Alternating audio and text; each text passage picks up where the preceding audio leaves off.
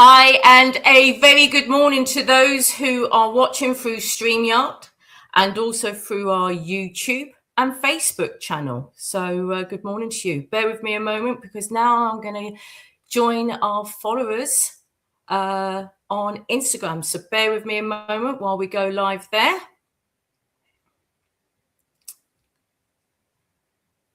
And a very good morning for those who are following us on our Instagram account as well. And well, we are live on Saturday, the 4th of April, and welcome to Solving the UK Landlord Crisis webinar. Well, I know for me, I'm certainly interested in this myself, but let me introduce myself. It's the first time you've attended one of our presentations.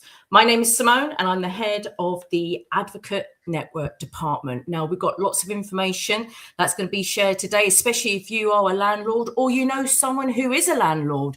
Get a pen and get a paper. Great information is going to be shared as well. Now, just to remind you, although we are live, this will be recorded and uploaded onto our education platform, along with handouts that will complement today's presentation as well.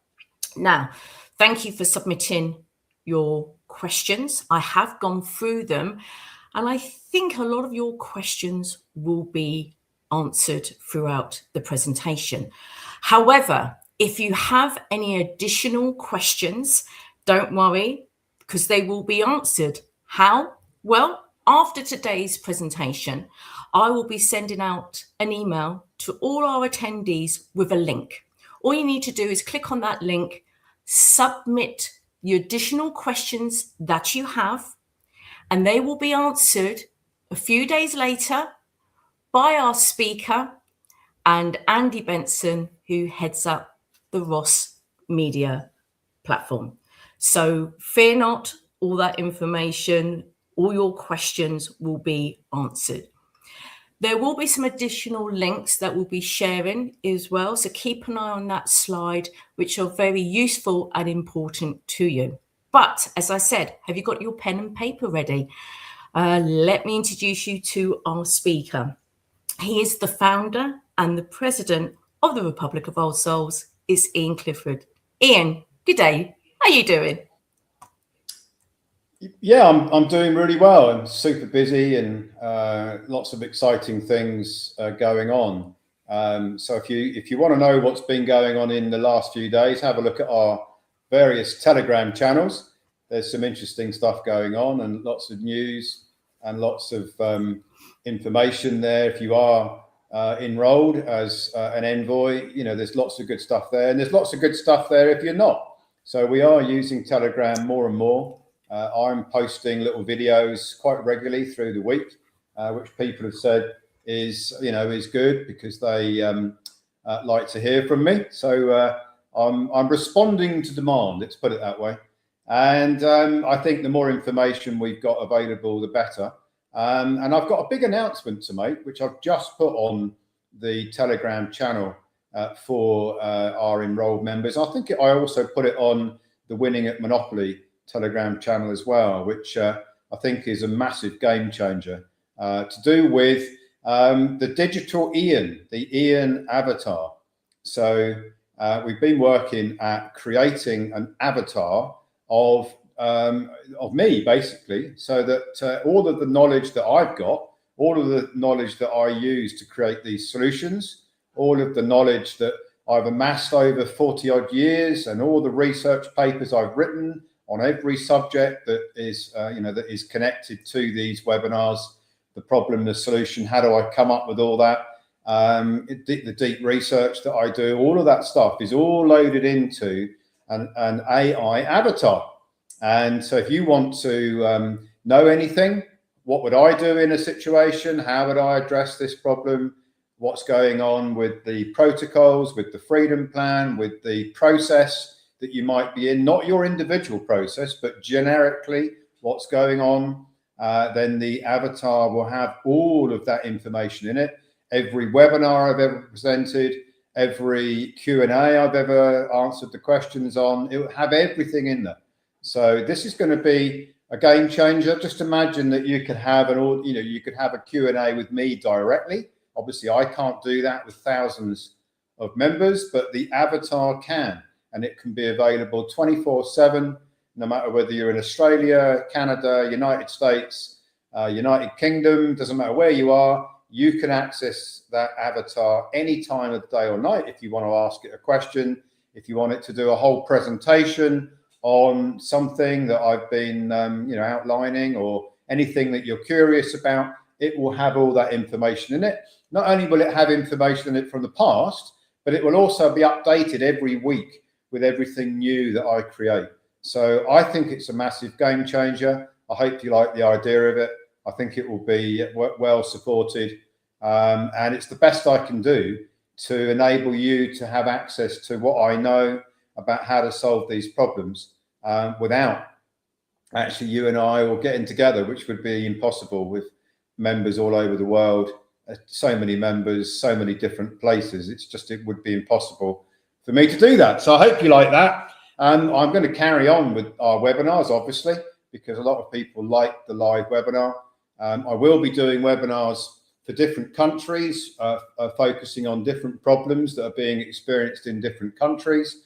I will be making those available on a Saturday at this time, 10 a.m. It seems a popular time, and they will be made available for different problems, different solutions, and then all that knowledge loaded up into the avatar. And then if you are on that webinar or any of the webinars, you'll be able to immediately get into the avatar and have a presentation on how everything works, and then you'll be able to proceed if you want to proceed, or if you just want to ask questions. It's entirely up to you. The avatar will be freely available, and I hope, as I said just now, I hope you like it. But let's turn to this webinar, because I want to tell you a little story here about a little bit like David Icke's been talking about the global control, the worldwide control agenda for 35 years, warning people about all of these freedoms being eroded away. And at the beginning of David Icke's journey, everyone thought he was a nutter. Not everyone, but the majority thought he was a nutter, and they didn't want to listen to him, and he was laughed at in the street, he was laughed at everywhere. But now, if you actually look at the things that he predicted were going to happen many years ago, because he knew what the agenda was, and now look at what's actually happening with the control agenda. David Icke was pretty on the money, actually. There's only a few things that haven't actually come to pass yet. So I'm not suggesting that you become a David Icke supporter, but his predictions are based on the fact that he already knew what the roadmap was, and he openly admits that. He knew what they were planning to do. What the cabal were planning to do is all out there in research papers that people don't read, because most people don't know where to find them. Even if they did find them, they probably wouldn't want to read them because they're buried in technical papers in various places where most people wouldn't look. And even if they did look, they probably wouldn't comprehend what's going on with the agenda, because although it's all out there, it's not that easy to find it. Now, if you turn to property, and in and around 2001, I got a joint venture with Halifax Bank of Scotland. My firm, Integrity, which was the name of my wealth management firm that became a product manufacturer and service the wealth management market with a whole range of financial planning products. They were all made possible because I got a joint venture with Halifax Bank of Scotland. In fact, it was Bank of Scotland in 2001. And because of my ability to solve complex problems, the Bank of Scotland and I got together. I got also with Saga, which is a big company in the UK. You may or may not have heard of them. They're one of the biggest retirement companies in the UK. And I got together with Prudential Insurance Company, and all of those were brought together by me because I had designed a solution for the release of income from property without risking the property. So I knew a lot about how the banks worked, how the credit lines worked, how the property market works, how to shelter things, how to create a riskless or virtually riskless solution that created an income stream from property without the homeowner risking at all the property. They had the ability to sell the property. They had the ability to live in it, obviously, for as long as they wanted to. They could leave it to their heirs, all those good things. I solved that problem in 2001, and I actually got an offer of unlimited funding for it from the Bank of Scotland. And what happened was, a long story, I'll cut it very short. They changed their mind. They gave me an unlimited credit line for other programs and products that I then designed, which were called the Maximizer range. It's all in my documentary. It's all in my backstory. And so, because of all these things, I looked into the property market in great detail. And I was very aware of potential risks that may unfold many years later. If you wind the clock forward about 10 more years, there was then all sorts of seminars. It was back in those days of people promoting property as an investment. Lots of companies out there, lots of promotions. Credit was quite easy to come by. Mortgages were fairly easy to come by. Landlords could set up. They didn't have to have a fortune to get their property portfolio built.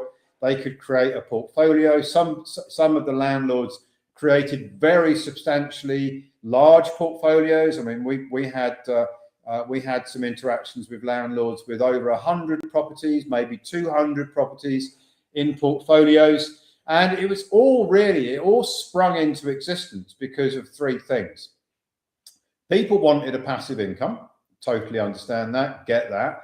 People wanted something which they could set up that was like a passive income, so they could create these property portfolios.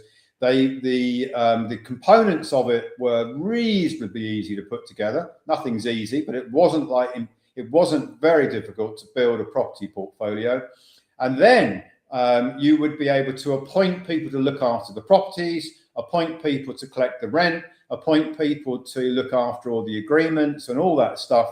And if it all went in a perfect sort of scenario, you could sit back as a landlord with a passive income stream. And not only that, property, of course, the British mindset on property is that it always goes up in value, which historically has been true. Not only could you make a passive income, but you could also make a massive capital gain.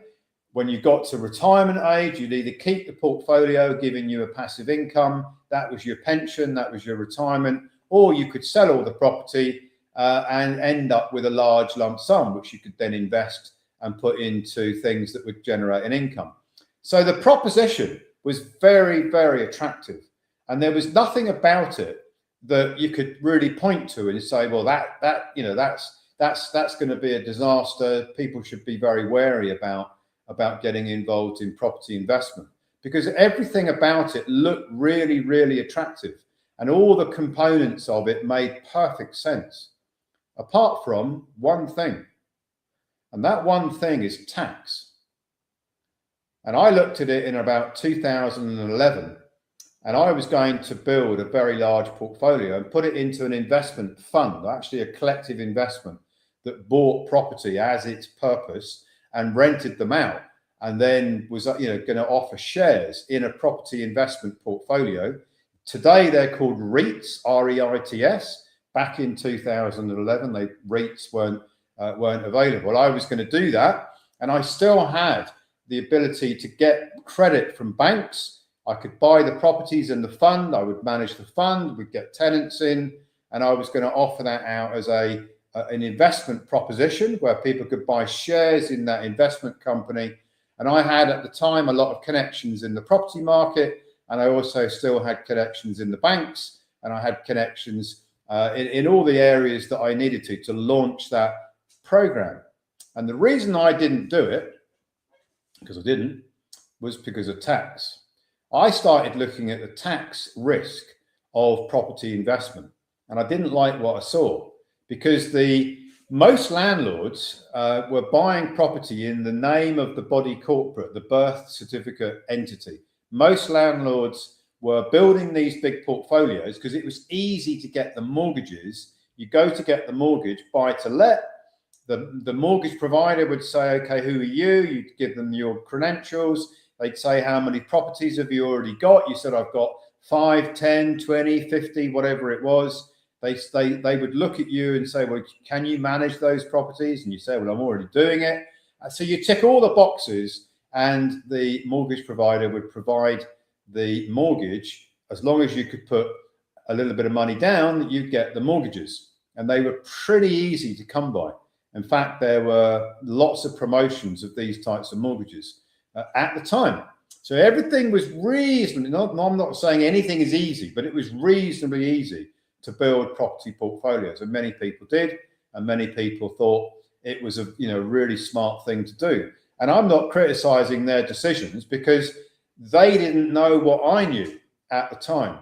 They weren't looking at the risk of taxes. I did. That's why I didn't do property investment in that way. I had property, but I bought property in a completely different way. I didn't use a landlord type model to buy property. I didn't do the buy to let model in the way that other people did. I had access to capital. I bought property in a different way, and all of that, I sold all of that.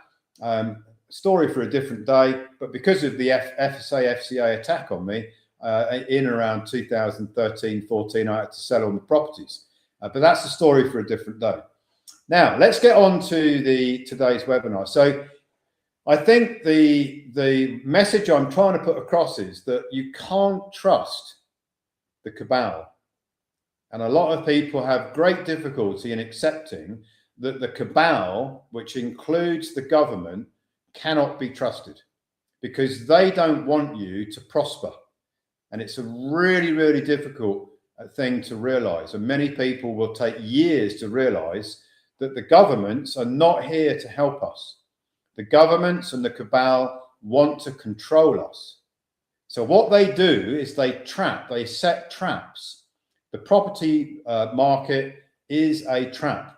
The buy-to-let market, the landlord market is a trap. They get you into it, it looks great, and then they trap you in there, and then they can control how you behave, because you've walked into a trap. You're in the spider's web, and you don't know the spider's there, and then eventually the spider's going to come out and get you. And that's basically what is happening with the UK landlords. And it's going to happen around the world, by the way, because this isn't just about the United Kingdom problem. There will be problems in every single country to do with portfolios of property, because that is centrally the cabal's plan. They've already trapped millions of people around the world who bought property portfolios and created them. Then now they're going to execute on their plan, which is to destroy the model, so that you become desperate for a solution which isn't really there from any conventional source, and you end up in a very, very bad place. And that means that they were able to control the outcome and control you. So I could see that years ago. I didn't trust the government. I didn't trust the tax offices. I still don't trust the government. I do definitely not trust any tax legislation. I definitely don't trust the cabal. If you know what their agenda is, you wouldn't trust them either. Many of you on this webinar probably already know what the agenda is, and it's rolling out. And the landlord problem is just one example of how they have trapped lots of people, and now they're exercising their plan, which they planned many years ago, by the way. This hasn't just come about. This was baked in the cake many, many years ago. Now we're seeing the consequences of it. But here's the good news. The good news is that someone like me, who's got a lot of knowledge and who's got the ability to put my knowledge into action and can put structures together and solve complex problems, you've got access to someone like me, and you will have access to the avatar soon. And this is why they try and put me in jail, by the way, because I keep coming up with solutions that solve their dastardly plans. And I've been doing it for many, many years. 25 years I've been doing things like this. and they really don't like it. Which, if you're wondering why they keep chasing me about and trying to put me in jail, it's because of this. It's because I have the ability to come up with solutions to complex problems. They set the traps, they cause the problems, I come up with the solutions. It's like a cat and mouse game, isn't it? Yeah, it's like Tom and Jerry racing about. They're always chasing around, and I'm always coming up with new ways to evade their attacks. They can't deal with it. They hate it. I'm going to carry on doing it. And today I'm going to show you how you, if you're a landlord, can solve one of the biggest problems that's out there in the UK property market right now. Let's move it on.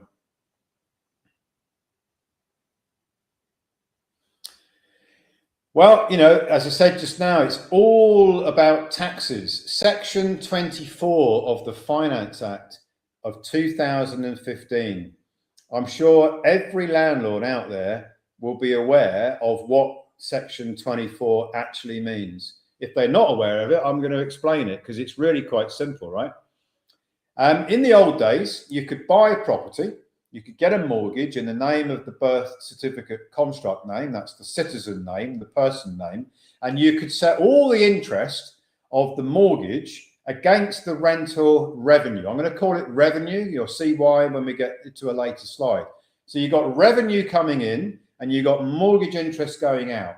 Now, if you understand how taxes normally work, you can set the interest, the expenses off against the revenue.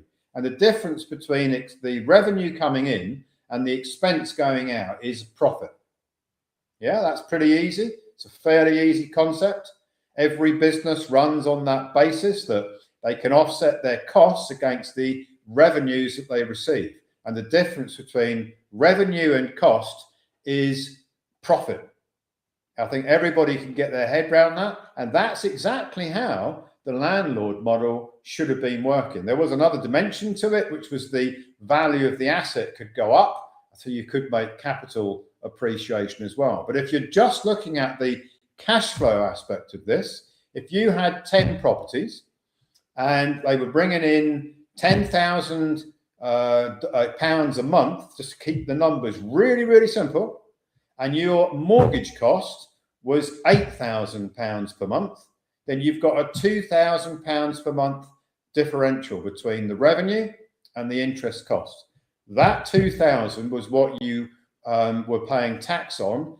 That you'd have other expenses as well, of course, but let's just suppose there was £2,000 differential. That is what you would pay tax on in the old model.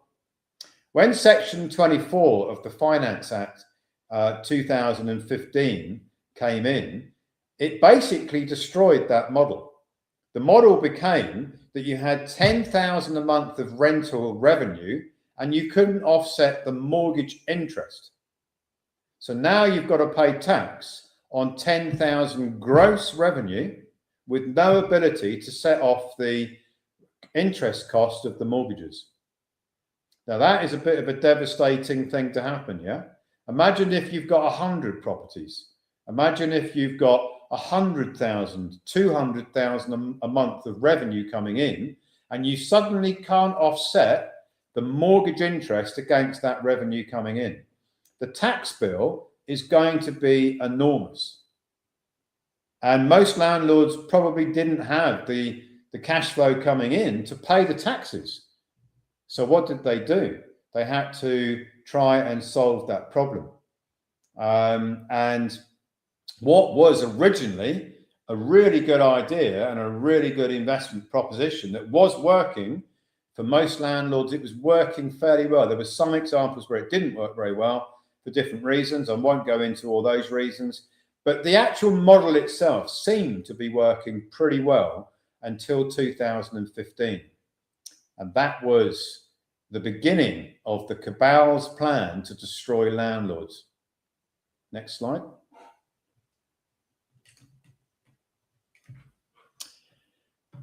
And then you've got basically it's all of these taxes acts came out, Section 24, which was really all about the interest and not being able to set the interest off against the revenue. And a lot of landlords didn't think it was going to happen. I remember it at the time. Oh, the HMRC are talking about this. It's not going to happen. It's not happened yet. They won't do it. It will destroy the market. They want property prices to stay high. If they do this, it will destroy the property market. A lot of landlords were going around with that belief. I didn't have that belief because I knew that this was already a plan that they'd engineered many years before. So that's basically what was going on. And then you've got, in 2015, you've got hundreds, thousands of landlords that have got a lot of property in their portfolios, and suddenly they're facing this crisis. They didn't think it was going to happen, then it did happen. So then they're looking for the solution. Yeah, who wouldn't look for the solution if you were in that situation?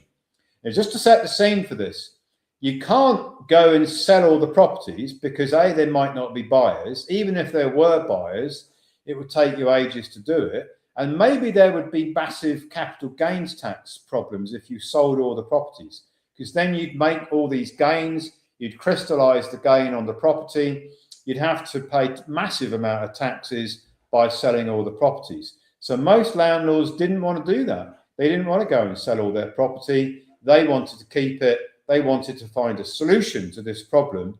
So what did they do? They went to seek out a solution. Next slide. And what was that solution? Well, innovative tax barristers started launching solutions. Promoters of this tax avoidance, this scheme, started launching different presentations, inviting landlords to different presentation events, wining and dining them, taking them out, presenting to them in all different ways.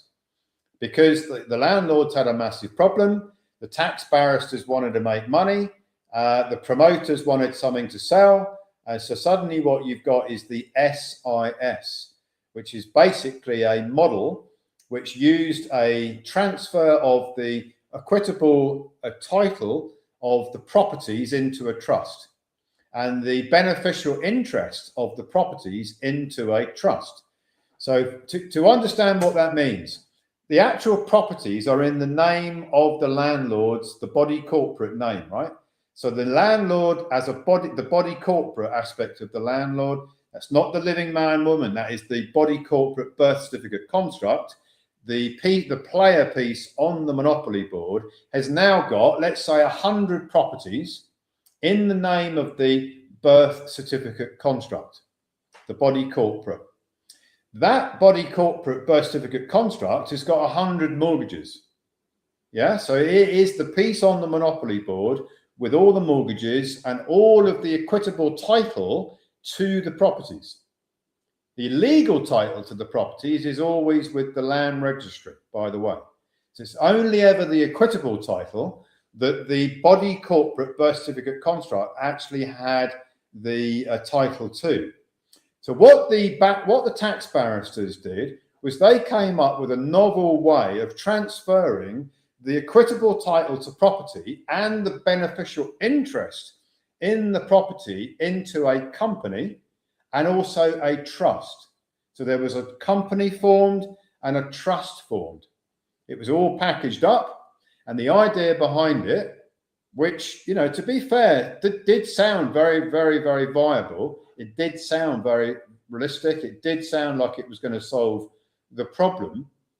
The idea was that you could then shift all of the revenues that were coming into the company and the trust, because it's a company and a trust structure, and all of the mortgage interest could also be shifted in to the company. And because company law, tax law, is different from the law that applies to the body corporate, the birth certificate construct, that player piece on the monopoly board, because tax legislation operates differently for companies, limited companies, than it does for the birth certificate construct. Now the revenue that's coming into the company could be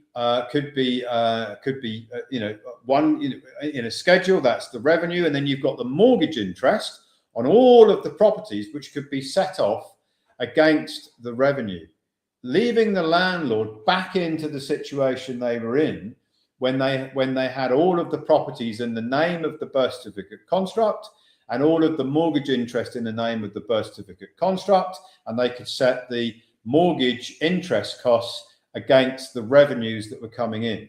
So all they really did was shifted the revenue and the cost into a company, and they put a trust in place, and it looked like it was going to work really, really well. I actually remember looking at this in about 2016 and thought, the HMRC are just going to look through that. They're going to say it's a sham. They're going to say that it's a device. It's a scheme. It's not going to achieve it's not achieving their objective, which is to destroy landlords' portfolios and make the landlords destitute. It doesn't achieve HMRC's plan. So why are they going to turn a blind eye to it? Why are they going to leave it to multiply up and escalate in the way that it has? That's not what HMRC does. Their job is to collect taxes. That's their job.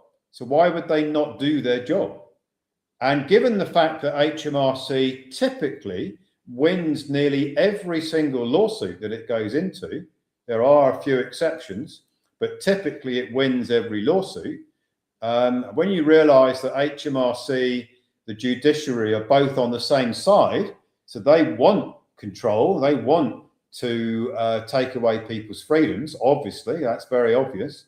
How could you expect to win realistically if you went up against HMRC in a courtroom that is already sympathetic to HMRC's objectives? It's going to be a very, very difficult battle, yeah? So I looked at it in about 2016 and thought, this doesn't look good to me. I mean, this solution might work for a while, but it probably won't work in the long term, because HMRC is also, at around the same time, going after all of the tax avoidance schemes. I did a webinar a few weeks ago on the tax avoidance, and they had this agenda. They had this in their, all these tax avoidance schemes were in their sights in and around 2016 when this tax avoidance scheme was being dreamed up by barristers. So if you were a landlord, I absolutely understand and comprehend why you might have gone into one of these schemes. It was at the time the best option available at that time, and many, many landlords went into it, and it has worked for a while until now. Next slide.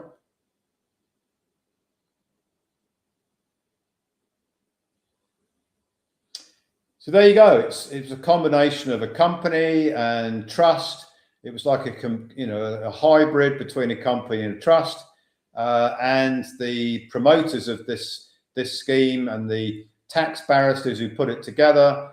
They wrote papers that would look very convincing.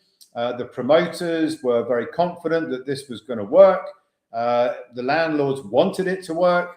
So you can imagine how popular it became. When the market wants it, the barristers seem very convincing. The promoters are very good at promoting.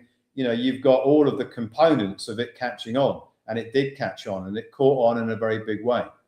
But when you get into the technical side of it, it was fundamentally flawed from the beginning. And most people never looked at the technical side. They didn't deeply look into the technical side of it. They just wanted it to work because they needed it to work. And they didn't really challenge it. And they didn't really have any other alternatives at the time. So they did it. Next slide. And here you go. You see HMRC. These aren't my words, by the way. This is what HMRC says about tax avoidance. They call them shams. They say they have no substance. They say that they are basically a sham or a scheme that's been devised to avoid paying taxes, which of course is their number one objective. Everybody in HMRC wakes up every morning. Their job is to collect taxes. So that's what they try and do, yeah?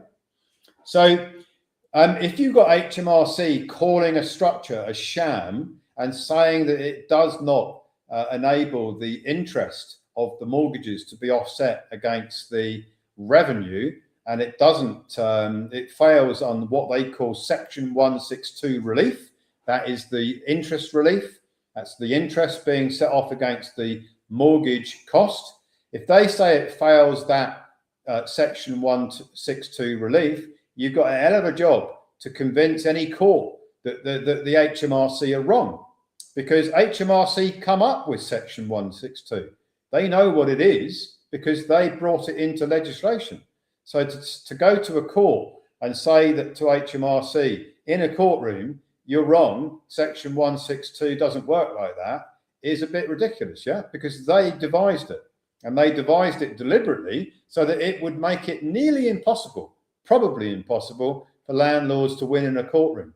So if Section 162 relief, which is interest relief against the revenue, doesn't work from the eyes of HMRC, now you're really into a really big problem, because you can't find any legislation anywhere that you could counter the Section 162 relief argument that HMRC are going to put forward.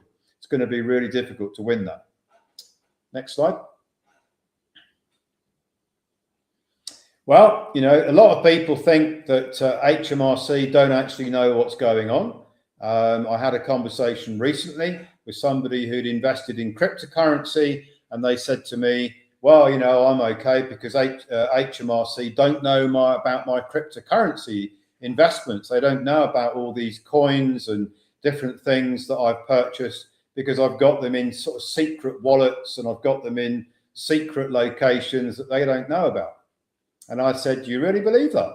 You really believe that HMRC or any tax office or any government or any of the cabal don't actually know what's going on? Don't actually know what everyone's got and where they've got it? Do you actually believe that you can put things somewhere, like digital things like cryptocurrency? You can put property, and the property's digital because you've got the titles, which are all digital. They're all digitally recorded, the land registries. Does anybody actually believe that you can hide things in this surveillance world that we live in? And the guy I was talking to said, yeah, but I've got my cryptocurrency in a wallet and they don't know where it is. So therefore I can hide it. And I said, well, how did you get the cryptocurrency in that wallet? Oh, well, I had to take it off an exchange and then put it into the wallet. And I said, so you took it off the exchange, and they knew you took it off the exchange because they track everything on the exchange. So if you own a property portfolio and all of the property is owned by the cabal because the legal title is registered to them on the land registry, and then you think that they don't know that there are properties there registered to the name of the birth certificate construct, the equitable title is in the birth certificate construct's name, and the legal title is in the cabal's name, because that's the whole reason why they got the properties registered on the land registry in the first place.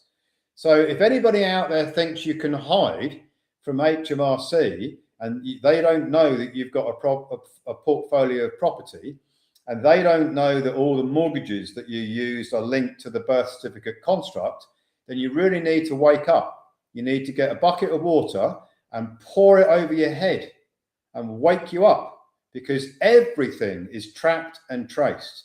That is one of the big reasons why things are registered. It's one of the big reasons why there are these regulatory platforms that everything is being traded through. Everything is registered. Everything is tracked and traced. So if you look at what HMRC do to try and find the landlords, is they do this thing called discovery. Now it's a bit of a ridiculous term because they already know what everyone's got, but they call it the discovery assessment, just to disguise it a bit, just to make it look like they don't already know what's going on with everyone's property, with everyone's bank accounts, with everyone's cryptocurrency, with everyone's investments. The only thing they probably don't know about is physical assets that you might have stored in your safe and you put them there without anybody knowing. That's about the only thing that they couldn't know about. But that isn't the majority of the people out there. So what HMRC is doing now, and they always use a legislation to do it, because of course the birth certificate construct, again, is registered to the cabal, yeah? So the birth certificate construct, the birth certificate registration is registered to the cabal. It's registered to the government, registered to the crown. So they own it. They control it. All the property, the equitable title of all the properties in the name of the birth certificate construct, they already know everything, and it's all registered to them, which is something which a lot of people don't want to face up to. This is just a game. It's just a game of Monopoly with artificial things on the Monopoly board. But under Section 29 of the Taxes Management Act 1970, so you can tell how long they've been planning this trap, they can have a look at anything they want, basically, and they can go back in time. So they already know what's been going on, and now they can go back and they can open tax assessments for the past. So if people out there are thinking, well, it doesn't really affect me at the moment because I haven't found me, then you need to wake up. You need to go and get a bucket of cold water and pour it on your head and wake up, because they already know everything. I'm telling you, I've been through a tax investigation. It went on for 3 years when I had loads of revenues coming in. They already knew everything. And that was years ago that happened. Today, they know even more than they did years ago. So they can retrospectively look back at everything that's been going on in the property portfolio and in the name of the birth certificate construct, the person, the citizen. They already know everything anyway, but they can pretend that they don't know. They can do this thing called discovery, where they ask loads of questions about the past, having already known or knowing all the answers already. But it makes it look good. It's quite convincing that they actually create this scenario where people might believe that they don't actually know what's going on, which is why they're asking all these questions. I'm here to tell you that they already know the answers. Next slide. And how are we going to solve this problem? So I've given you the doom and the gloom in the first part of this webinar.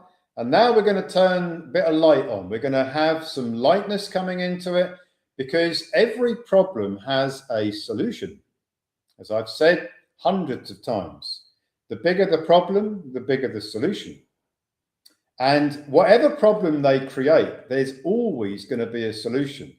That's how the universe works. Problems are actually an opportunity to invite the solution to come into your world.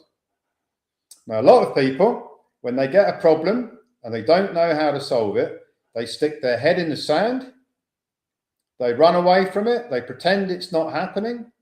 It's human nature, it's fear, because they can't figure out how to solve the problem.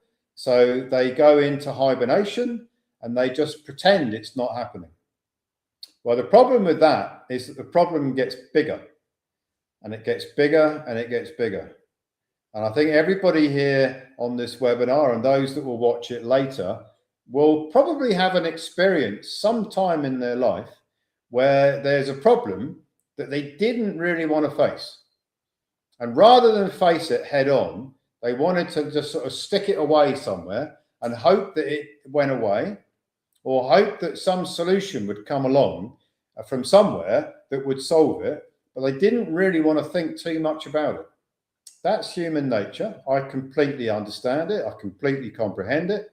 But in my experience, and I've had lots of problems, the only way to deal with problems is to meet them head on. You've got to know what they are. You've got to understand the nature of them. You've got to understand what's causing them.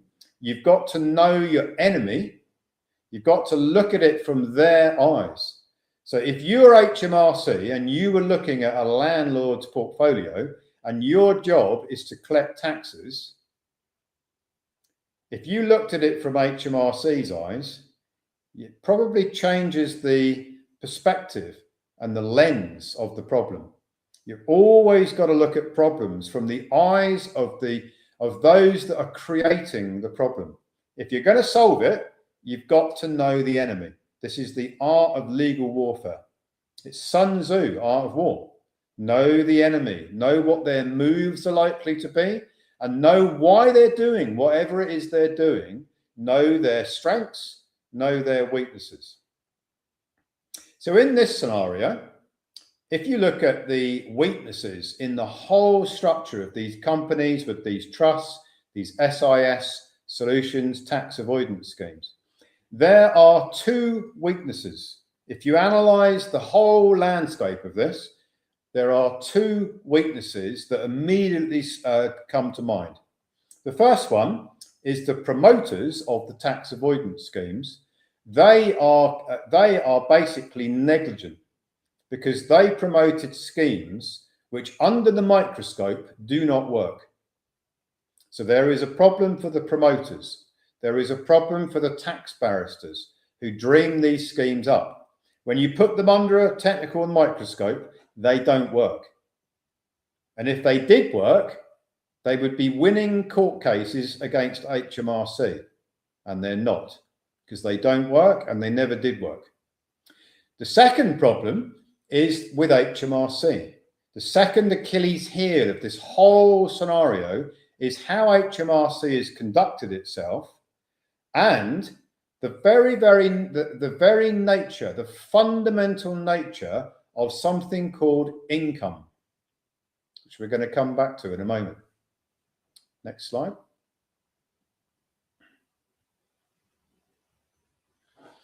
So you see, if you look at the fact that many people will say, well, you know, the tax barristers, the promoters, they're going to say, well, you know, all you got to do if you're in this situation is tell HMRC you made a mistake. You know, you didn't actually know what you were doing. You know, you didn't really rely on our advice. If you're a tax barrister, this is what they might say. Well, you know, don't worry about HMRC. You can just tell them you made a mistake and maybe you'll get away with them looking back in time and taxing the past. Obviously, you can't get away with making a mistake in the future because you already know what the situation is. You already know the landscape. But you could say to HMRC, well, I just made a mistake.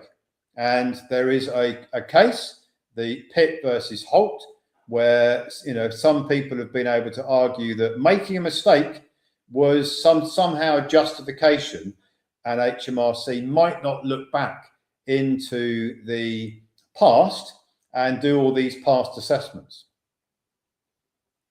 Well, I don't think it works, and I don't think HMRC are going to let it happen.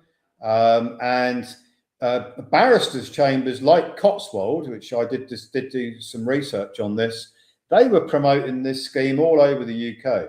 They made a lot of money, and they were very convincing in how they put their paperwork together, and their promoters that they had was very, very convincing. But they don't really have a defense, because you can't just say, oh, it was a mistake. Can I be forgiven, HMRC? I made a mistake.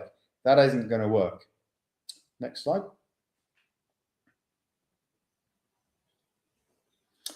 Challenging HMRC is a very interesting challenge, because I have been doing a lot of research in the last few weeks, and I've published 2 research papers on this very subject.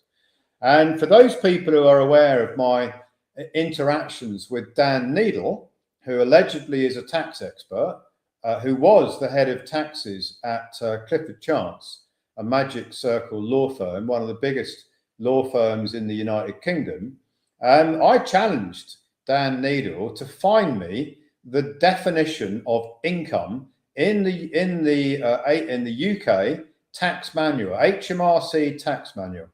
Now, you would think that someone like Dan Needle, who studied taxes most of his career, who was a Magic Circle, the head of taxes, the head honcho of one of the biggest law firms in the UK, who actually took down the Chancellor of the Exchequer a few years ago, because allegedly the Chancellor, the ex-Chancellor of the Exchequer, didn't disclose some income, and he had to resign as the Chancellor of the Exchequer because he hadn't disclosed some income, and therefore he was arguably evading taxes. Someone like Dan Needle, you would think that they would know what income actually means. It's quite fundamental, yeah? What is income? Now, if you ask the question to any tax barrister, any lawyer that is supposedly an expert in taxes, they might say to you, well, income is a gain. They might say that.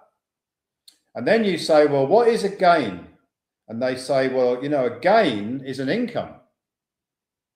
And then you say, but you've told me what an income is a gain and a gain is an income, but you haven't told me what an income is. What is an income? What is it? Can you describe it to me? And they won't be able to do it. And if you go and look in the tax manuals, which I've done, the UK, the USA, the Canadian, the Australian, the New Zealand, I looked in all of them, and every single one of them goes in a circle. It says an income is a gain and a gain is an income. And not one of them defines what an income actually is. So if you think about that for a minute, and I've been thinking about it quite a bit, how can there be any taxes of any kind if there is no definition of income? It's pretty fundamental, yeah? If they can't define it, they can't tax it, yeah? It's quite a fundamental challenge, I think. Now, the reason why there is no definition of income, or by that same metric, there's no definition of gain either, is because there is no money of substance. I'm going to be doing an interview on this in more detail next week with Andy Benson, because it is so fundamental, right? Let's set the scene. I won't give away everything I'll say, because I'm going to say a lot more on the interview. But the living man woman is the supplier of energy onto this monopoly board. Yeah, but I think we've all established that on all of the webinars and all of my research papers. The living man woman is the source of energy. And what they did was they took out a mortgage over the energy of the living men and women. They did that, HJR 192. You've heard me talk about it a lot. It's in all my research papers. The whole monopoly board of all of these artificial entities, including the birth certificate construct that is the player piece on this great big game of Monopoly, all of the properties, all of the tax offices, all of the banks, all of the everything are all artificial. They have no substance. For example, if on Monday morning you get the telephone number for HMRC, give it a try. Ring them up and say, I want to talk to HMRC, please. And the operator will say, well, I can put you through to the tax collections department, or I can put you through to the Samaritans department, because they actually, believe it or not, have a Samaritans department, or I can put you through to customer services, because they even have a customer services department at HMRC. And you say, no, I want to talk to HMRC. I've got a problem here. I want to ask them what income is. And the operator will say, well, I can put you through to the customer services department, or the Samaritans department, or the tax collections department, or the enforcement department. Which of those departments would you like me to put you through to? And you say, I want to talk to HMRC about the definition of income. And the operator will say, well, you can't talk to HMRC. It's an entity. It's not it's not a living man or woman, is it? So that's interesting, isn't it? That you've got an entity that is called HMRC that you can't talk to about what its definition of income is, but yet it can tax something which it can't define. Now let's go one step further. The living man woman supplies energy onto the monopoly board through the player piece, which is the birth certificate construct, that is operating as a banker. And we established that on some webinars before, and it's in my research papers, because the birth certificate construct is a person, and a person in the Bills of Exchange Act of 1882 is defined as a banker. So the banker, which is the person, the citizen, the birth certificate construct, the player piece on the monopoly board, is issuing negotiable instruments, promises to pay in the future, based on and backed by the energy of the living man or woman. So let me give you an example. If I said to Sims, hey Sims, I am going to paint your fence, that lovely colour that you've given me, and I'm going to go out there and spend all afternoon painting your fence. And Sims says, yeah, I'd like you to paint my fence, Ian. You're not bad at painting. So here's all the materials. How much is it going to cost? And I say it's going to cost, because I'm very charitable, it's going to cost £100. And Sims says, yeah, that's really good. You can do that for 100 quid. I'm going to paint your long fence. So we agree, right? So I say it costs £100 and Sims is happy to pay £100. So my labour, I valued it at £100, yeah? And what's it worth to Sims as a living woman? It's worth £100. So is that not a zero-sum game? I say it's worth 100, that's my labour, that's my energy. Sims agrees with me and agrees to give me £100. So 100 less 100 is zero, isn't it? Last time I did some mathematics, if you have 100 and you take 100 away, you come back to zero, don't you? Energy, zero. When you look at the birth certificate construct issuing negotiable instruments, and when you look at the 1099 OID, which we'll look at a little bit in a minute, the value of the original issue discount is zero. So you have to ask the question, if there is no gain on the exchange of energy, which is what we're all doing with our labour and our skill and our talent, how can there be an income for the living man or woman? There can't. And that is why there is no definition of income in any tax manual anywhere in the world. The only way that there could be a profit, let's just call it a profit, is if a corporation gets involved. The corporation, of course, is the birth certificate construct. So the taxes that only apply to the birth certificate construct can only be levied if there is a profit for the corporation, which is the birth certificate construct itself. There can never be a tax for the living man or woman, because the living man or woman is supplying energy, and the supply of energy is met with the acceptance of energy, and it's always going to be zero. It's an interesting subject, one I'm going to be talking a lot more about on the interview, and I will go into it in more detail. But because there's no definition of income, that is definitely a challenge that could be mounted to HMRC. If Dan Needle is unable to answer the question, which he so far has failed to answer, how is HMRC going to answer it? Especially when you can't talk to them. What they're going to do is they're going to get their legal department to come up with some kind of argument that, oh, it's common practice. Well, everyone knows what income is. It's common practice, right? But it isn't in any law book and it isn't in any tax manual. So it's an interesting challenge that would definitely get HMRC thinking, and it might stop them in their tracks for a while. Next slide.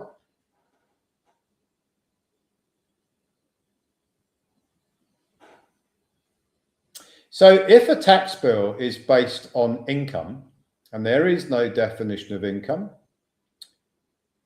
a challenge to the bill would be to put it back to HMRC and say, well, you know, this tax that you say is due seems to be based on an income, but I can't find what income means. So please tell me what it means. If you can tell me what it means, and don't tell me it means gain, because I also want you to tell me what gain means, I think it might stall them for quite a long time. It would be an interesting thing to do, and we're going to do it. Next slide. So you see, it's all because of the bankruptcy of the whole Monopoly Board in 1933. Everything on the Monopoly Board is what is operating in Chapter 11 bankruptcy. Everything. Every tax office, every government, every company, every person, every single entity that is on that Monopoly Board is operating in Chapter 11 bankruptcy. So I have another question, which again will be asked to HMRC, is how is it possible to make a profit if everything on the Monopoly Board is bankrupt? If every entity on the Monopoly Board is a debtor entity, the person is a debtor entity, that's the birth certificate construct. HMRC is a debtor entity.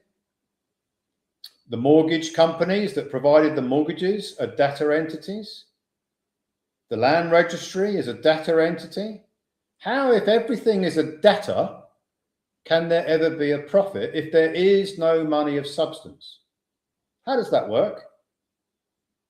If you can't make a gain, a profit, an income, because everything is bankrupt, how can there be a tax? It's an interesting question, isn't it?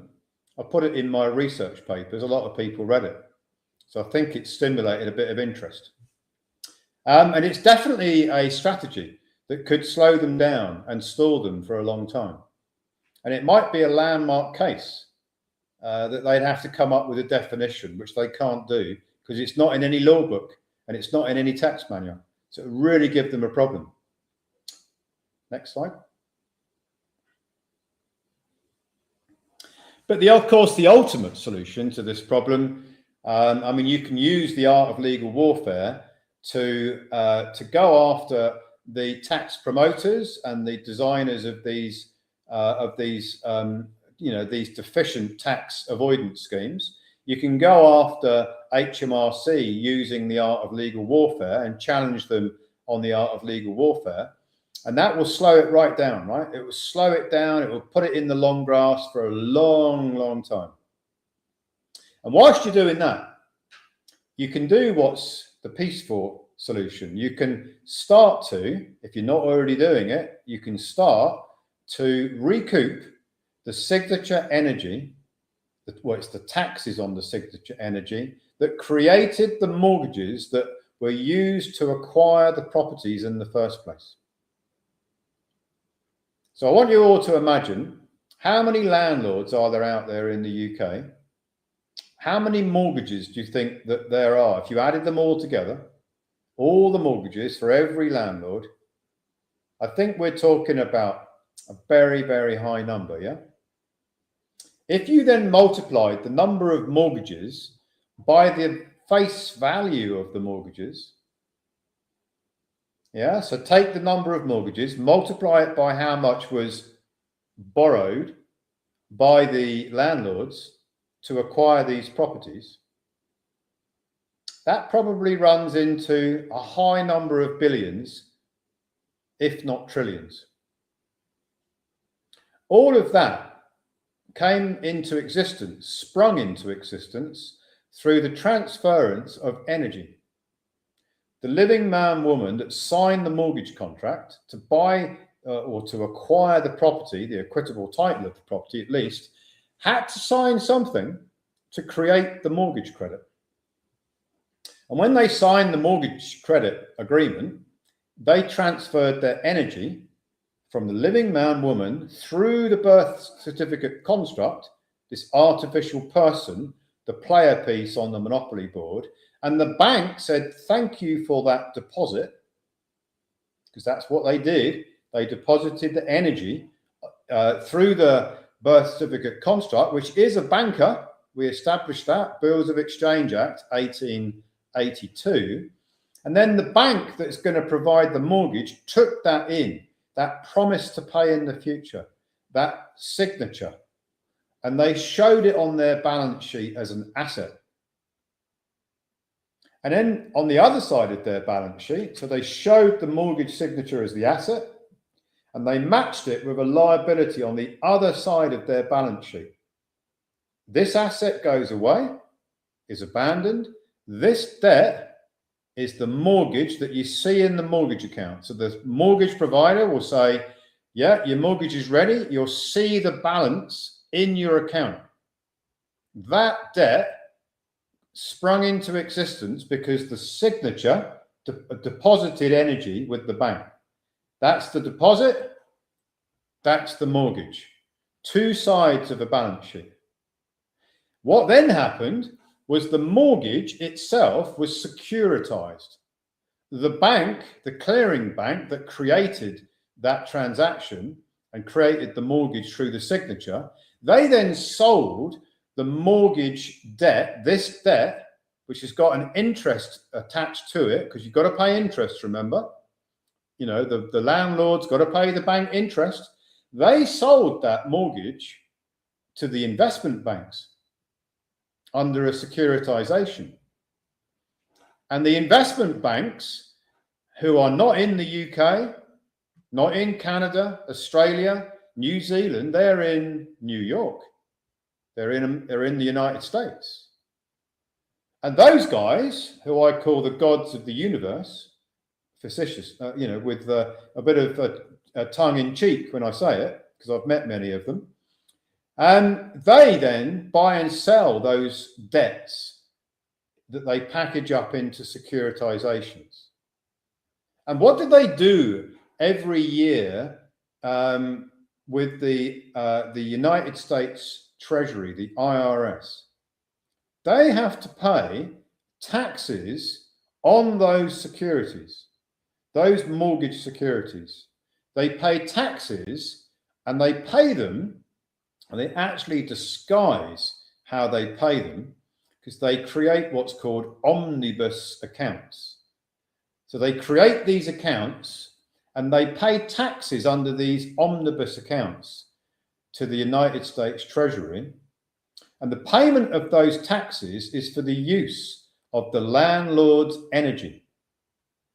So you've got the landlord who signed a mortgage contract. The mortgage contract, the clearing bank created, there's the asset, there's the liability. The clearing bank then sold the debt, everything's debt-based, remember, to the investment bank. The investment bank starts trading the mortgage as a security with lots of other securities in a bundle. They call it a bond. And then every year, the investment bank has to pay taxes for the use of the energy, the use of the signature. Well, who does that energy really belong to? Does it not belong to the living man or woman that is the agent for the birth certificate construct? The birth certificate construct is the alleged borrower in this mortgage.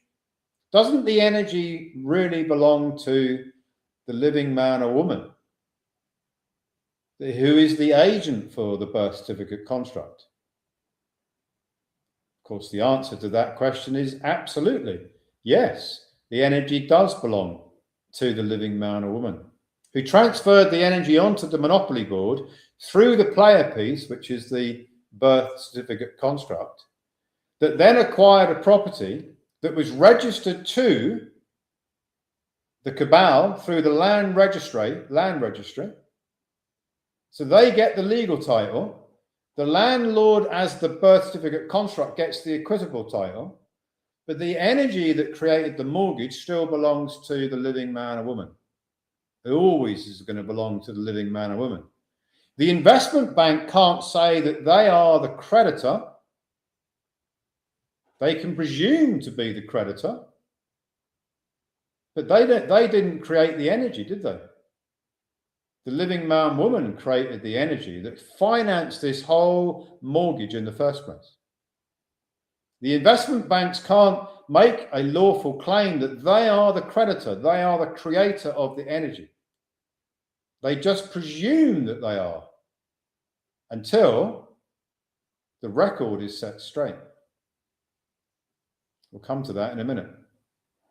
So you see, if you want to recoup the signature energy the taxes that are paid on the signature energy, you have to put a structure in place so that you can lawfully claim back the taxes that the investment bank is paying on that signature energy. And there is a way of doing it, which I'll explain in a moment.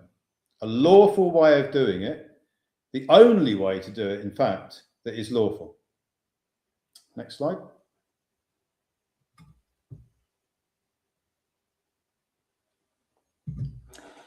And the lawful way of doing it is detailed in the IRS publication 1212. I'm just looking at the time, because when we did this before, we're actually off today. When we did this before, we actually had 1212 on the clock. It's just when I got to the IRS publication 1212. So it didn't happen today. Maybe it only ever happens once. Publication 1212 is one of the most important documents that anybody could ever read. And I literally mean that. If you only ever read one thing in all of my teachings, is you should read IRS publication 1212. It's an interesting number, 1212, isn't it? It's a very interesting number. I'm sure means something. If you're into angel numbers, I'm pretty sure that means something. Yeah, 1212. So in that document from the United States Treasury, which has been around for a long time, by the way, it talks about the holder in due course. So you might be thinking, well, what does that mean? The holder in due course is the true owner of the energy. In the law, he who creates, and I'm not being sexist, that's what the law says, he who creates is the owner. The creator is the owner. So who does that energy belong to? The living man or woman, yeah? They put the energy on the monopoly board. They did it through a signature. The birth certificate construct can't sign a bit of paper, can it? Can you imagine that? Go and get the birth certificate out of your drawer and ask it to sign a bit of paper. It's not going to happen, is it? But the living man and woman can sign as the agent for the birth certificate construct. The signature is the transaction that transfers the energy onto the monopoly board through the birth certificate construct. The signature can only come from the living man or woman who is the owner of that energy, the creator, the owner. That's what holder in due course means. But here's a problem, right? How does the living man or woman make a reclaim or a recoupment claim of the taxes that are being paid on that energy by the investment bank in New York to the United States Treasury? How does the living man woman do that? How does the living man woman get on to the monopoly board, this artificial monopoly board? How do you get on that board? Can you step on it? Can you jump on it? Can you lie down on it? No, it's artificial. It's like a hologram. So all you can do is to put another piece on the monopoly board. You've got the birth certificate construct. That's a player piece that goes on the monopoly board. You didn't actually put it on the board. Your mum and dad did by registering the birth certificate right at the beginning. They put that player piece on the monopoly board. So if you want to recoup the signature credit, the taxes on the signature credit, and you want to do it through IRS publication 1212, and you want to do it through the original issue discount, which, by the way, the signature that went on the monopoly board at its outset was worth zero. For the same reason that the energy that I might use to paint Sims's fence is ultimately it's zero, because it's worth 100, and I'm going to use 100 of my energy and Sims is going to pay 100 for it. So it's zero. That's why the original issue discount is valued at its outset at zero. Very, very revealing. Next slide. So you see, when you then look at what does the IRS do with all of this information that they've got available to them, right? Remember what I said about the land registry, the HMRC, they know everything, right? So does the US Department of Treasury. They know where all these securities are. They know what taxes the investment banks are paying for using your energy. They know it all. They've got it all in their algorithmic system. So when the IRS is looking at how much taxes the investment banks that are holding your energy are paying tax, they know it all. And they have an algorithm which they use to determine how much taxes is being paid on everyone's energy that's put that energy on the monopoly board through securitization. That algorithm is called the 810 algorithm. And it will look at the clearing bank that you did the mortgage with. It will look at the investment bank who purchased the security, who's holding the security. It will look at the taxes that the investment bank is paying for the use of the energy. It will look at the tax module, which is referencing this type of transaction, this type of tax transaction, which is the 945 tax module. It will know all of that. Just like HMRC knows about all the properties and all the rents and everything else and all the mortgages. It knows everything. So you see, if you want to recoup the signature energy, you need to make sure that all of that information and the 1099 OID recoupment isn't going to fail the 810 algorithm, because the IRS's algorithm is going to soon wheedle out any recoupment that doesn't comply with what they already know. And they know everything, by the way. Next slide. So you see, let's go back to what you can do here, right? So we've established that there's two acts of legal warfare that can be employed. There's a challenge on the promoters of the tax avoidance scheme. There is a challenge at HMRC about the definition of income and what's called candor. It's all about how they conducted themselves. Did they act with honor and integrity in all their information that they gave out? That's the challenge on HMRC. The challenge against the against the promoters of the tax schemes, the tax avoidance schemes, is that they were negligent in their advice, right? And now you've got a challenge against the indentured trustee. So, okay, so who is that, you might be thinking? Remember that the mortgage, the clearing bank that created the mortgage, sold it to an investment bank in New York. That investment bank is holding all the mortgages, the securities, in what is called a trust. The trust is governed by something called the Indentured Trustee Act of 1939. So the trustee has to comply with the Indentured Trustee Act of 1939 if they're going to operate lawfully. Now, the trustee, this indentured trustee, is holding your signature energy in a trust. And they are making a trust return every year where they claim that this energy actually belongs to the trust. Well, it doesn't. We established a little while ago that that signature credit does not belong to the indentured trustee, to the investment bank. It belongs to the living man woman. But the living man woman has never made a claim against it because they can't get on the monopoly board, remember? You can't step on the monopoly board and make that claim.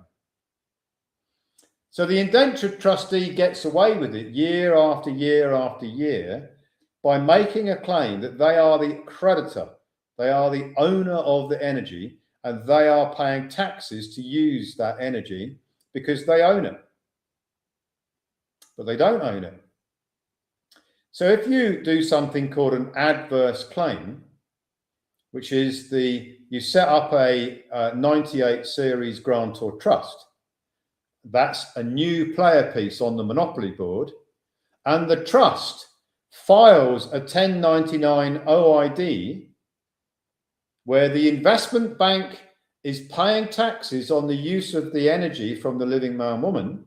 Now the 98 series grantor trust becomes the holder in due course. The trust has now put a superior claim in to the ownership of the energy. The trust, a 98 series grantor trust, has a beneficiary who is the living man or the woman. And the trust is there to protect the interests of the beneficiary, which is the living man or woman. So the trust, which is an international grantor trust, files 1099 OID, which under IRS publication 1212 corrects the record. Now the trust, the 98 series grantor trust, is the holder in due course, is the true creditor of the energy. And the taxes that are due, that are being paid at the moment to the United States Treasury, to the IRS by the investment bank, all of those taxes now belong to the grantor trust, because the grantor trust can lawfully take up its position as the holder in due course, 100% lawfully under IRS publication 1212. And if the same trust, 98 series grantor trust, issues an adverse claim against the investment bank trustee, that's the indentured trustee, that says, prove that you are the creditor of this security, of this mortgage, they can't prove it, because the 98 series grantor trust filed the 1099 OID, which corrects the record at the IRS. It corrects the ledger. So now the indentured trustee that has been claiming that it is the creditor, I hope you understood what this means. It means the mortgage itself, the clearing bank that still claims that there's a mortgage, that mortgage is being discharged. Because at the very top of the ledger, where the indentured trustee is operating, they can no longer claim that they're the creditor. And if they're not the creditor, if the grantor trust is now the creditor, where does that leave the clearing bank? Where does it leave the clearing bank that the actual mortgage is no longer, nobody can lawfully claim that there was a mortgage and a creditor, because the creditor is now the 98 series grantor trust, who's representing the true owner of the energy, the living man or woman. It makes the whole mortgage, it collapses the whole mortgage. Because if there is no lawful creditor that is linked to the clearing bank, the guys who claim that they provided the mortgage, they didn't really, they just did an accounting exercise to create that mortgage in the first place.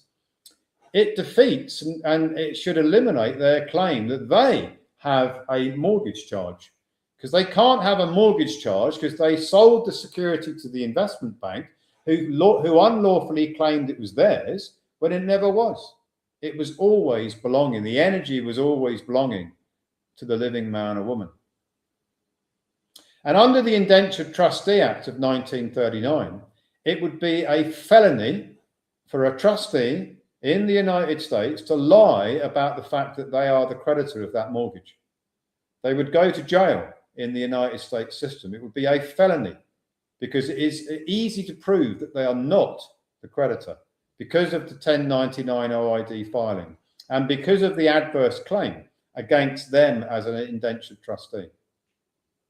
And let's suppose that there was a court case going on in the United Kingdom where the mortgage provider has gone into a court somewhere in the United Kingdom and taken up a claim to try and foreclose on the property.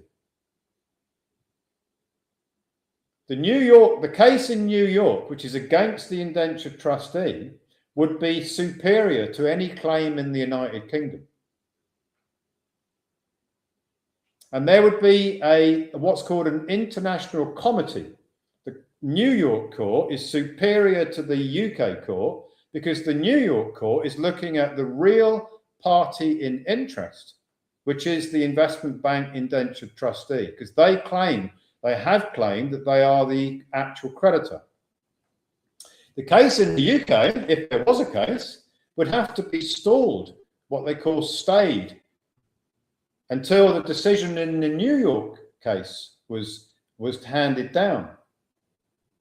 So if the landlord was going through mortgage foreclosure, for example, that mortgage foreclosure in the UK would have to be stalled until the New York case is decided. There is a comity, international comity, which would stop and slow down the UK court. It should do if they're following the law.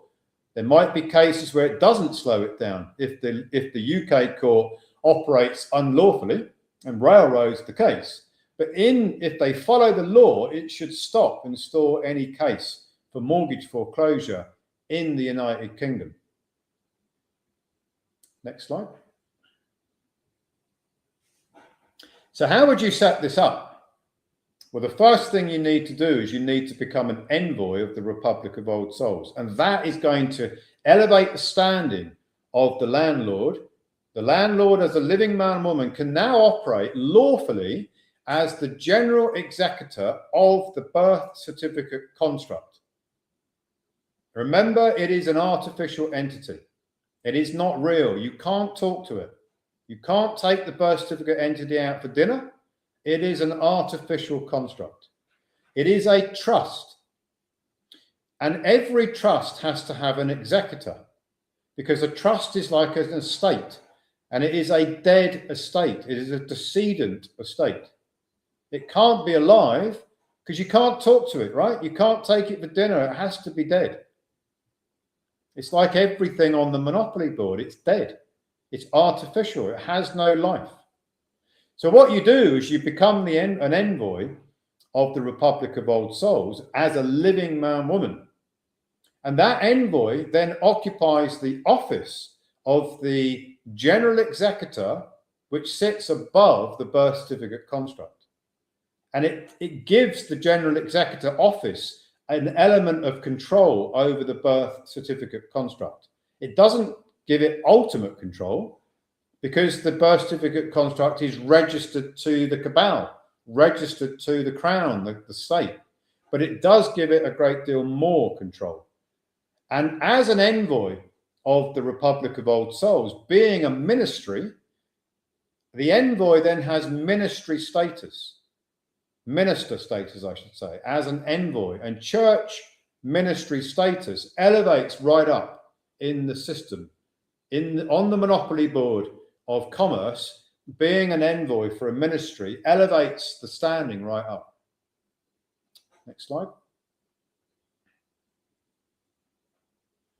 And then what you would do, in addition to the tax filing 1099 OID trust, that grantor trust that's going to file the 1099 OID, which is going to recoup the abandoned taxes, the taxes on that security, which is going to stop the indentured trustee from claiming that they are the creditor, because the 98 series grantor trust number 1 is the true creditor, is the holder in due course.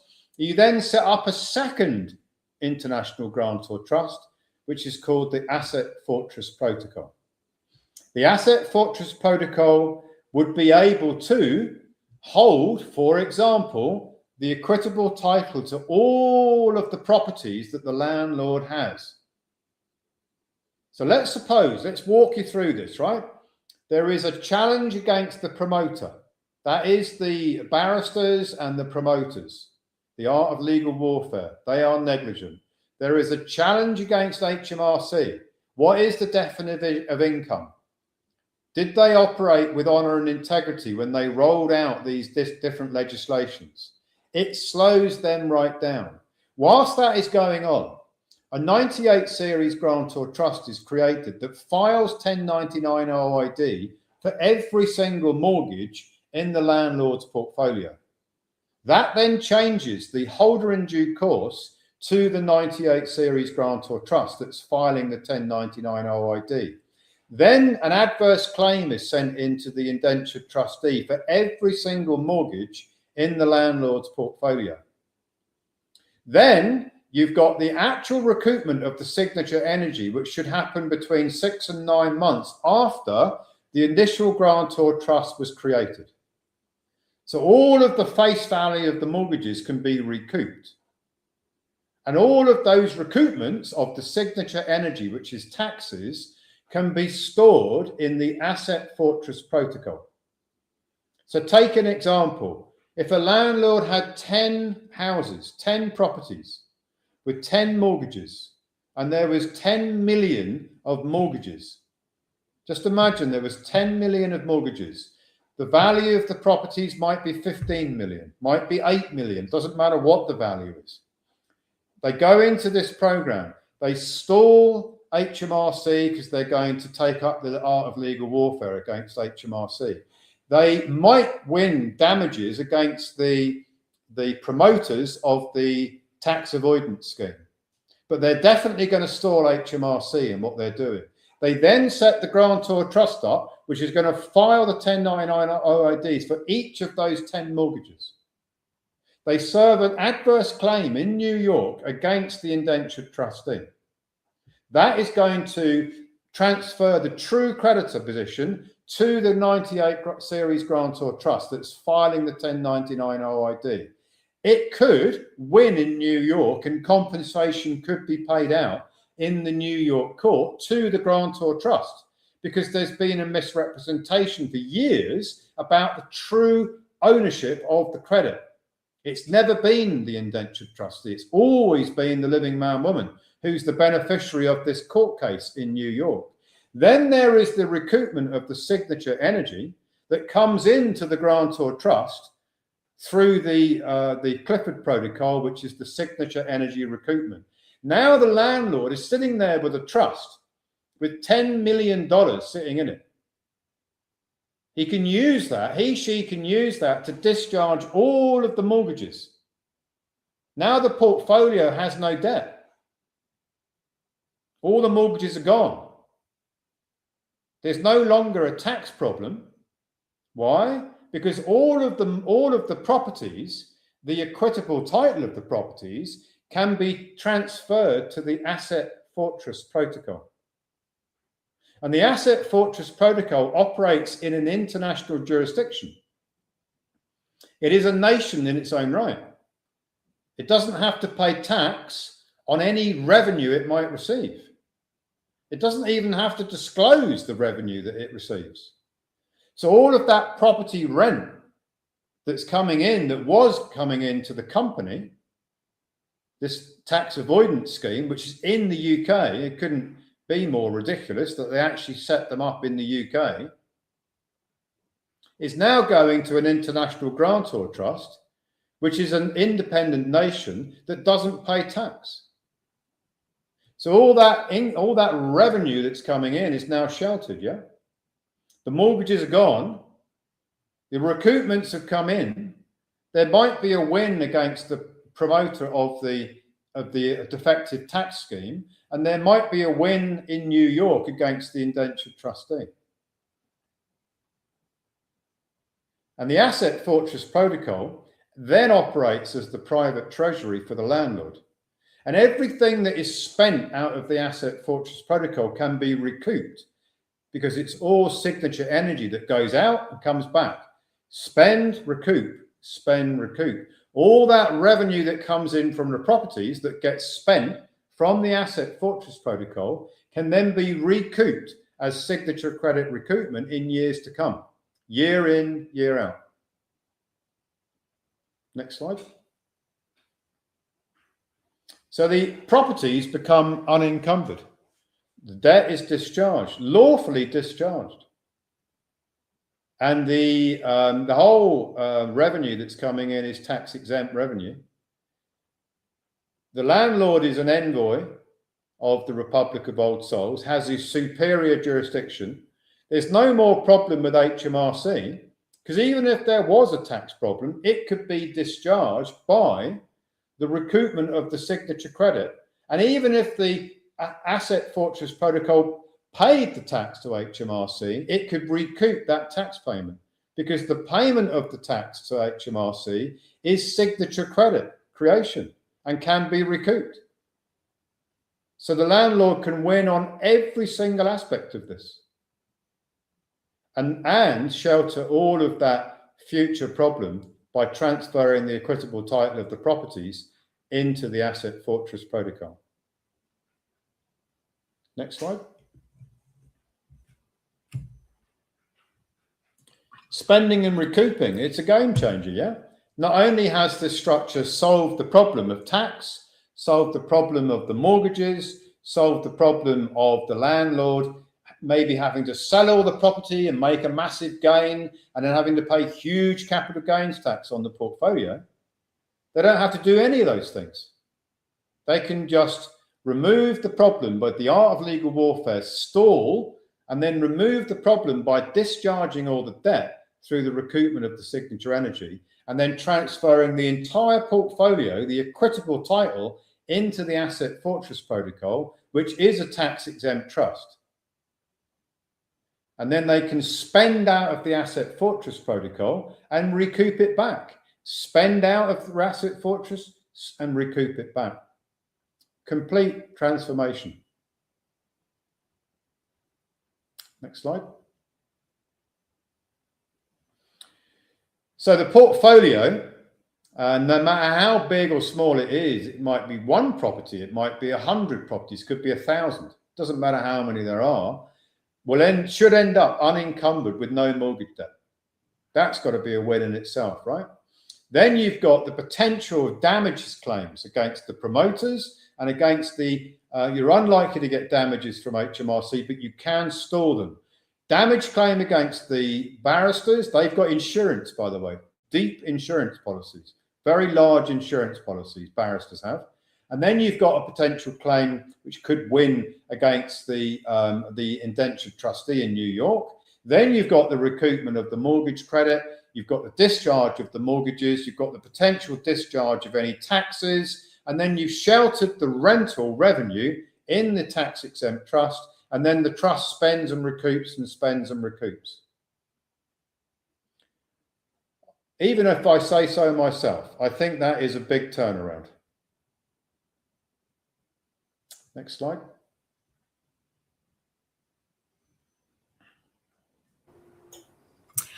I couldn't put it better myself, what you just said. Massive turnaround for landlords. And I know there's a lot of people who are joining this presentation for the very first time.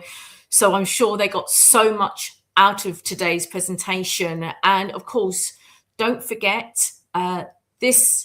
Although it's a live presentation, it is being recorded and it will be on the platform in the next few days, along with those additional handouts that I mentioned at the beginning of this presentation to complement today's presentation. But as you know, Ian, a lot of our attendees also submitted some questions, and here we were looking through the top questions. And well, shall we crack on and start with question number 1? Are you ready? Cool. Okay. What specific technical change introduced by Section 24 of the Finance Act 2015, in particular number 2, is cited as the primary cause of effective insolvency for professional property portfolios? Well, it's really an attack on sole trader. That's what it was really all about. You see the sole trader with hundreds of properties. You know, we sort of stepped outside in HMRC's view, not my view, in their view, looking at it from their viewpoint. They didn't like a sole trader, that's the birth certificate construct, to have a business of this type. They didn't like it. They set it up to fail, well, to win for them and fail for the landlord. and all they had to do was change one piece of legislation. And now, who's going to argue with them? When they roll out a piece of new legislation, who's going to stop them? There's nobody to stop them. They can do pretty much what they like, yeah? So they already knew what they were going to do many, many years before. As I said,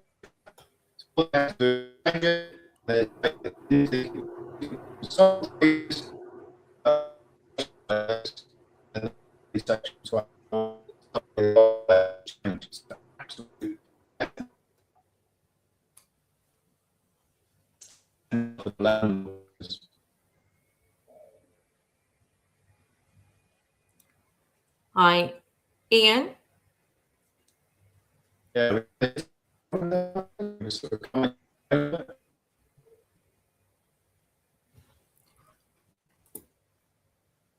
Hi, Ian. Can you hear me okay?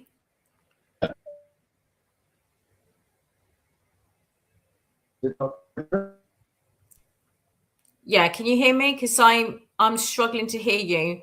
You seem to be cutting out. Right, okay. Bear with us at the moment. As you know, this is live. These things do tend to happen. So give us a moment. I'm sure Ian will come back to answer the rest of the questions. So as I said, I hope you have enjoyed today's presentation. After today's webinar, I will be sending an email out. So if you do have any additional questions after today's presentation, then of course, Ian, along with Andy Benson, who heads up Ross Media, will be doing an additional section. So just bear with us a moment. I think someone's coming through. Hello.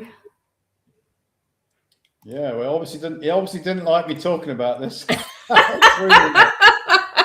This is when you need 12-12 quickly. Yeah, I must be over the target. It threw me out. So. Oh dear, yeah. So I was just looking because I'm thinking, no, my internet seems okay. So what's going on here? So no, I think my internet's fine. It's the platform. It just threw me out. So it oh froze. God, how rude! And it threw me out. So that's interesting. And that's never happened before. Never. That's never happened. I don't know if you want to repeat your answer again, just so we make sure we got the full answer, because you're getting right into it, and then after that, you sounded like you were underwater. Yeah, as I said at the beginning of this webinar, HMRC knew what they were doing many, many years ago. All they had to do was attack sole traders that had many, many properties and say that was unreasonable. They brought Section 24 in, and then suddenly the sole trader, which is the birth certificate construct, has now got a massive problem. Gross income, tax on gross income, here's that word again, income, gross revenue, tax on that. And then they knew that the landlords would have great difficulty solving the problem. They already knew that, and that's why they brought in Section 24. It was really an attack on the sole trader, but they set the sole trader up in the first place by making it so that the sole trader, landlord, could have multiple properties and multiple mortgages in a business sense. And they didn't like it. If everyone had set up a limited company from the outset and got the mortgages in the name of the limited company from the outset, it would have been all right. But who did that? Yeah. Not very many people did that. No, not at all. Not at all. Thank you for answering question 1. So let's go to question 2, structural vulnerabilities. Now, in HMRC's challenge of substantial incorporation structures, also known as SIS, why is the revocation clause within a trust deed considered a fatal flaw that prevents meeting Section 162 TCGA 1992 relief criteria? I tell you what, these questions are right tongue twisters today. Yeah, well, they get you thinking, don't they? Well, let's talk about revocation, right? So in every single trust deed that the SIS promoters, the tax barristers put together, they put in, because they had to, otherwise the landlords wouldn't have done it, a revocation clause in the trust, which meant that the landlord could take back the value from the portfolio of properties at any time, because the landlord didn't want the company to own all the equity and all the benefit of the portfolio. They wanted to have what's called beneficial rights over it, right? Well, as soon as the barristers drafted the trust documents up and enabled the landlord to have this beneficial interest still in the trust with a revocation clause, the HMRC said, well, we just look straight through the trust. The landlord still got the mortgages. That's the name of the birth certificate construct. And the company in the trust, we just look through that as if it's not there. Because the revocation clause says that the landlord at any time can take back the portfolio. So it's just like a sham. And that's what HMRC call it. And it's all because of the revocation clause. Okay, thank you for that. Question number 3, the definitional challenge. How does the art of legal warfare utilise the absence of the black letter statutory definition for the term income in the UK tax code distribute the validity of tax assessments? Well, when you get an investigation, and that's what happens in this situation, HMRC, they start writing very aggressive letters. They want disclosures. They want all kinds of information. They already know it, by the way, but they want you to confirm it all so that you kind of trip yourself up and fall down their trap. You've walked into their spider's web and they're now going to come and get you. So they want to know, basically, what's your proposal to pay all the taxes? That's really what they want you to say. Yeah, okay, fine. You've got me. I'll come up with the taxes. Well, you can't come up with the taxes unless you sell all the properties, probably. And if you sell all the properties, then you might have a bigger problem, because then you've got all the capital gains tax to pay. So it's a really big problem, right? Now, in the art of legal warfare, if you know your enemy, you have to know your enemy. Well, one of their substantial weaknesses is that they cannot define income. So in a lawsuit against HMRC, or even if it's just letters that go back to HMRC, you ask them to define income. They're taxing you on income. You want to know what it is. They won't be able to tell you. They'll just come up with all sorts of language that is circular. And then you say, well, if you can't define what it is, how can I pay it, tax on it, if you can't tell me what it is? It will probably slow it down for a long, long time, right? It will stall the situation with HMRC for a very, very long time. And then if they go to court, because they do that, they do, take up court cases, then you can have the argument, this art of legal warfare in a courtroom. And if it gets into a courtroom, that will also take a long time. So what you're doing with this strategy is buying time, really, because actually what you really want to be doing is recouping the signature credit on all of those mortgages, because that's where the real big remedy is the recoupment of the signature credit on all the mortgages. So you're just stalling the enemy. You're stalling them. You're not letting them into your, not letting them into your environment. You're stalling them. You're keeping them at the gates, and you're using the art of legal warfare to do it. Thank you for that. Number 4, credit origination theory, according to the currency creation protocol. What is the legal significance of the living individual signature on a mortgage agreement under the Bills of Exchange Act 1882? So we've got a number of names for signature credit. We have a currency creation protocol. We have an infinite money protocol. We have the Clifford protocol. They all basically are the same thing. It is signature credit recoupment, and it all springs into existence because the birth certificate construct is the banker. If you go and read the Bills of Exchange Act, it'll tell you in there that the birth certificate is a person. It doesn't actually use those words, but it's what it means. The artificial entity of the birth certificate is a person. The person is artificial and it is a banker. And if you read the words in the right way, that's what the Bills of Exchange actually says. Although it doesn't say it clearly in clear English like that. You have to interpret things. And because it's a banker, it's issuing negotiable instruments, which are deposits.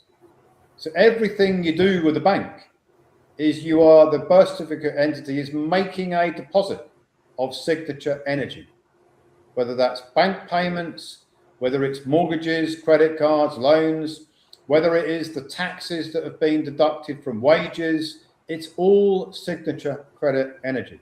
And it goes up to the investment banks. They trade it. They pay tax on the use of the energy. The taxes go to United States Treasury.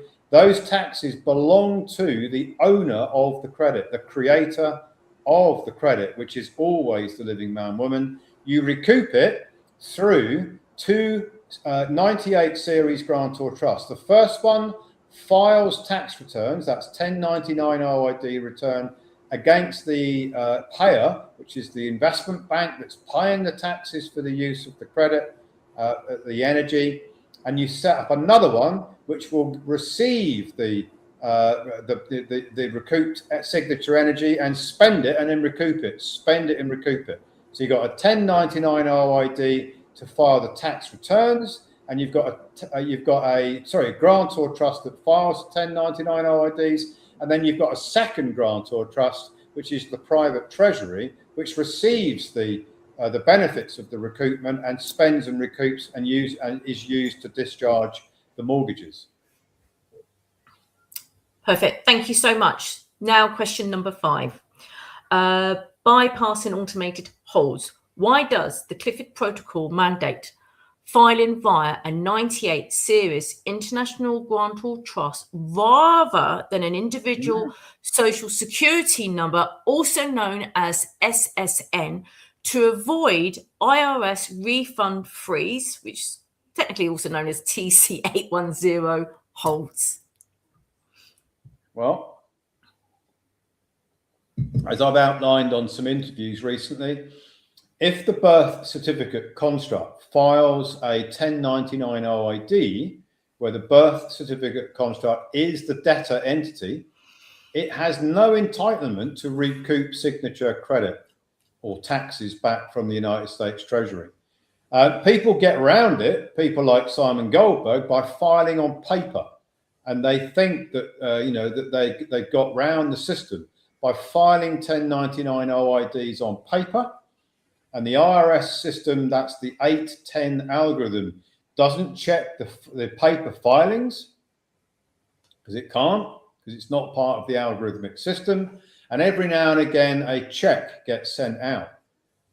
But that check is not due, it's not lawful, it's RICO fraud. And anybody who's doing that, which I explained on last weekend's webinar, anybody who's involved in the debtor entity, the birth certificate construct, filing 1099 OID, is committing a felony crime because it's not entitled to the recoupment.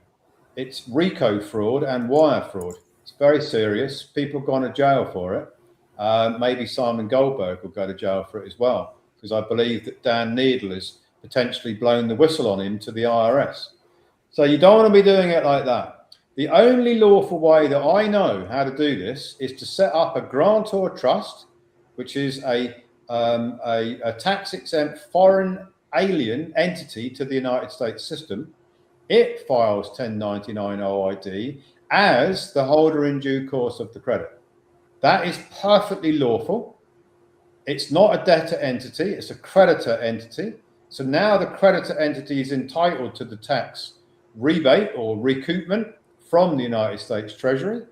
There's no laws being broken. It's perfectly in line with the IRS publication 1212. It's perfectly in line with House Joint Resolution 192, which was the bankruptcy of the United States in 1933. And the IRS 810 algorithm will look at it, won't find any issues with it, and it should sail through the system without any holds from the 810 freeze, because everything about it has been checked out all the way from A through Z, which is how we got last year 600 million of confirmed IRS recoupments, because the 810 algorithm didn't freeze those wages and tax transcripts. That's why we had 600 million last year. Absolutely correct. Now, you just mentioned about a webinar that we did last week, and I know you've mentioned some other webinars in this presentation, and people probably thinking, oh, where are these webinars?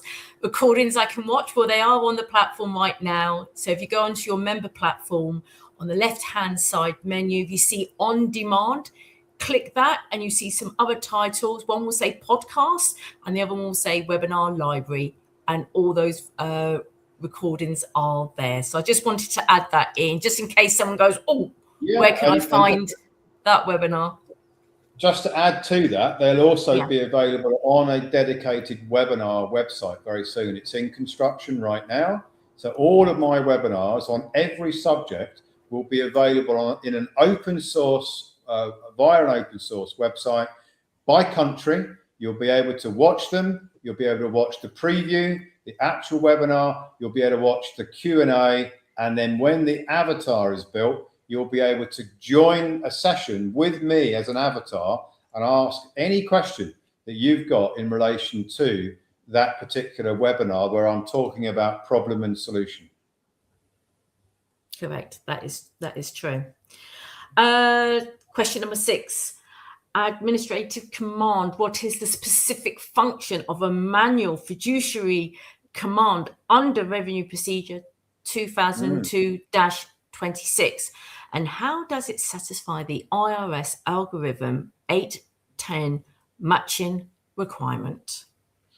Well, we obviously had somebody very technically minded write these questions, so they've obviously been paying attention and reading. They're a little bit tongue twisters here, first thing in the morning. need my coffee. So if you read my recent research paper where I'm talking about will signature credit bankrupt the United States Treasury, it's a paper I published about 3 weeks ago. You can find it on Telegram. You can find it at Ecclesia Law Institute in the research papers underneath recoupment. In that paper, I talk about the taxes that the investment banks are paying. And there in the 2025 year, there was something like 60 billion of taxes paid by the investment banks. That is not all being paid on the 945 tax module. So the investment banks don't pay everything under the signature credit tax module. They pay taxes under other tax modules. But let's suppose that we've got 1,000 members who are trying to recoup $1 billion, right, from Morgan Stanley. Not from Morgan Stanley, because Morgan Stanley's already paid the taxes to the United States Treasury. Morgan Stanley, let's just say that they paid $10 billion in taxes to the United States Treasury. By the way, they paid a lot more than that. Now, we've got members who have got a grantor trust with recoupment claims of 1 billion, and Morgan Stanley have paid 10 billion in taxes. Yeah, clear so far? Right. Let's suppose that the taxes that Morgan Stanley have paid, they've paid 500,000 on the 945 module. And they've paid 9,500,000 on other tax modules. And we've got a claim of $1 billion for all of our grantor trusts, yeah? So we're trying to claim back $1 billion, and Morgan Stanley have paid 500,000 on their, 500 million, I should say, on their 945 module. So there's not enough, yeah? On the 945 module. But overall, they've paid 10 billion, and our claim is 1 billion.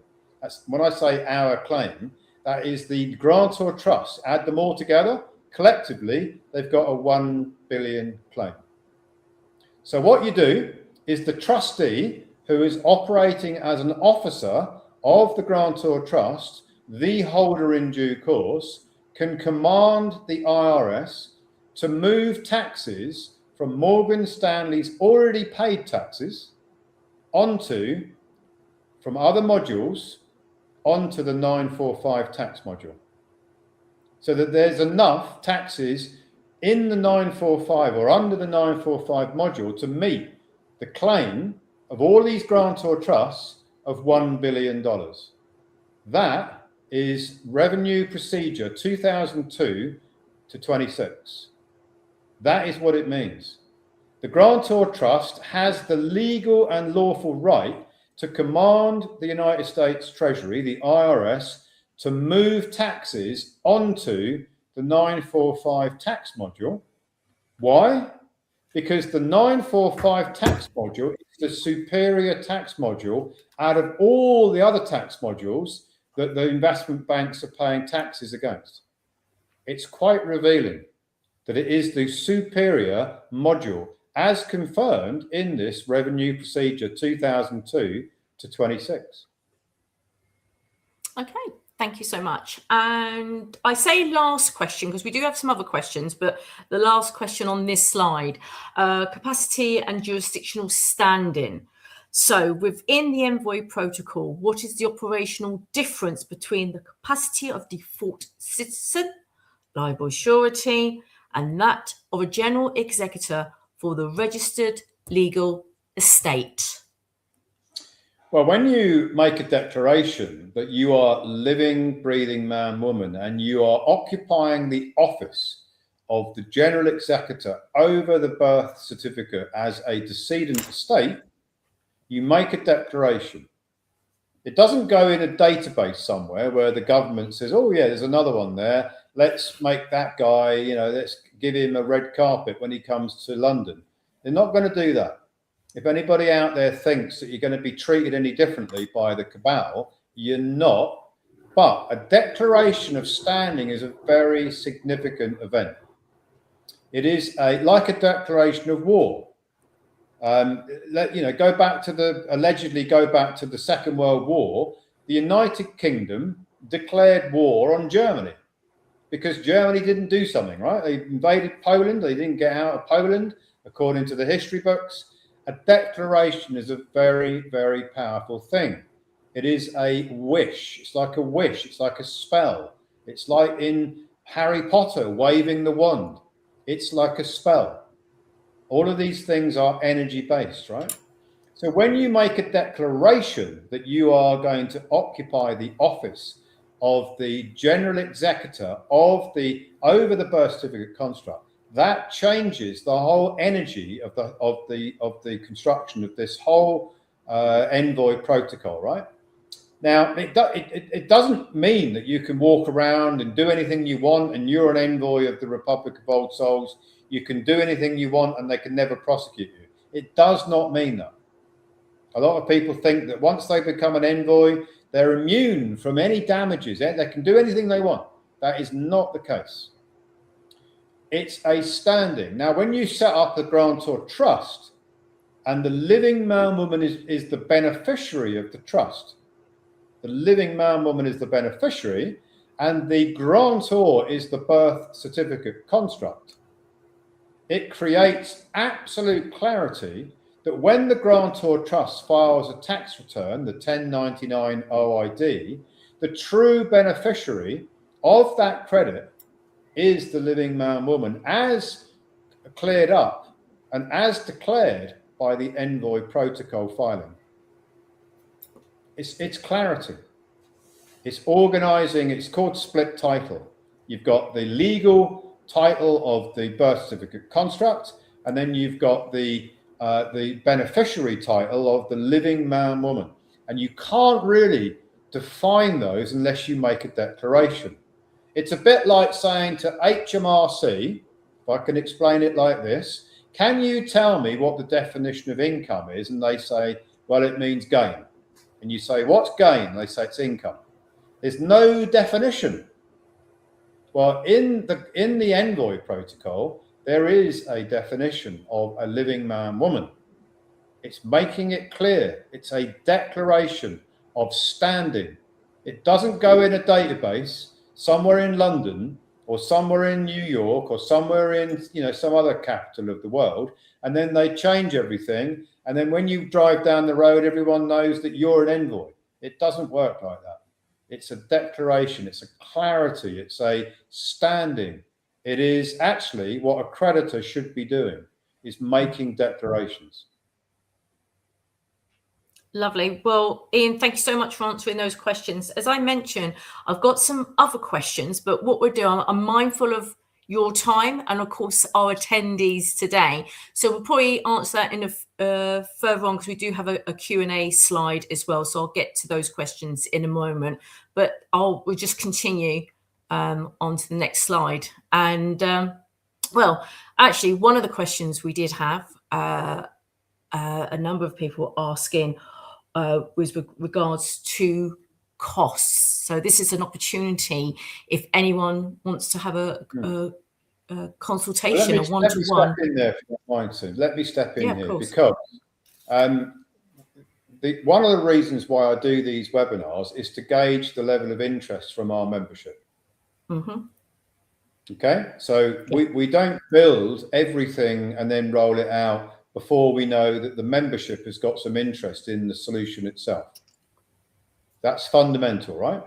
Yeah. So I need to know from our members whether they are interested in this entire solution. That is the art of legal warfare against the promoters, against HMRC, whether they're interested in the signature credit recoupment part of it, the asset fortress part of it. We've already got signature credit recoupment, that is already available. We've already got asset fortress, that is available. We've already got envoy protocol, that is, all of those are available. What we don't have today is the ability to assist members with the art of legal warfare against HMRC, against the promoters. I need to know from the members whether you're interested in us developing that as a facilitated, not an advisory service. We're not doing legal advice. We're not doing claims management. We're not doing debt counselling. We're not doing any of those things. I need to know from the members whether you want us to develop a process where you will be in charge of it. You will run it with our assistance, as you would be appointing your trust, your grantor trust, will be appointing Ecclesia Law as your attorney in fact, to provide you with the assistance and the technical knowledge, not legal advice, for you to run cases against HMRC and against the promoters, with all of the assistance and guidance from Ecclesia Law in the background. In exactly the same way, if you don't mind me saying, as we are looking to do the same with mortgage foreclosure. We are looking for people that are interested in the mortgage foreclosure protocol to do the same thing with that. If the membership is interested in what I have presented, then we will facilitate that part of this process. But I have to say, and I want to be very, very clear, that what I have just described there will only be delivered and developed if there is sufficient interest from those that have attended this webinar, from the envoys, from the advocates. We need to see the demand for this. If there's no demand for it, we're not going to put all of this in place. It's a huge amount of work to develop it all if there's not sufficient interest. If there is sufficient interest, we can get it organized quite quickly. We have the resources to do it. I have all the know-how. Ecclesia Law can provide all of the infrastructure for it. And what I think will make a massive difference to anybody who is interested in this, the avatar that I mentioned early on in this webinar, the Ian avatar, will be able to provide the questions and answers in relation to the art of legal warfare, in relation to HMRC, in relation to the art of legal warfare against the promoters. It will be the missing piece of the jigsaw, because what happens is members come and they ask our consultants, oh, you know, I don't really understand all parts of this A to Z. Can you do it all for me? That's what they say, right?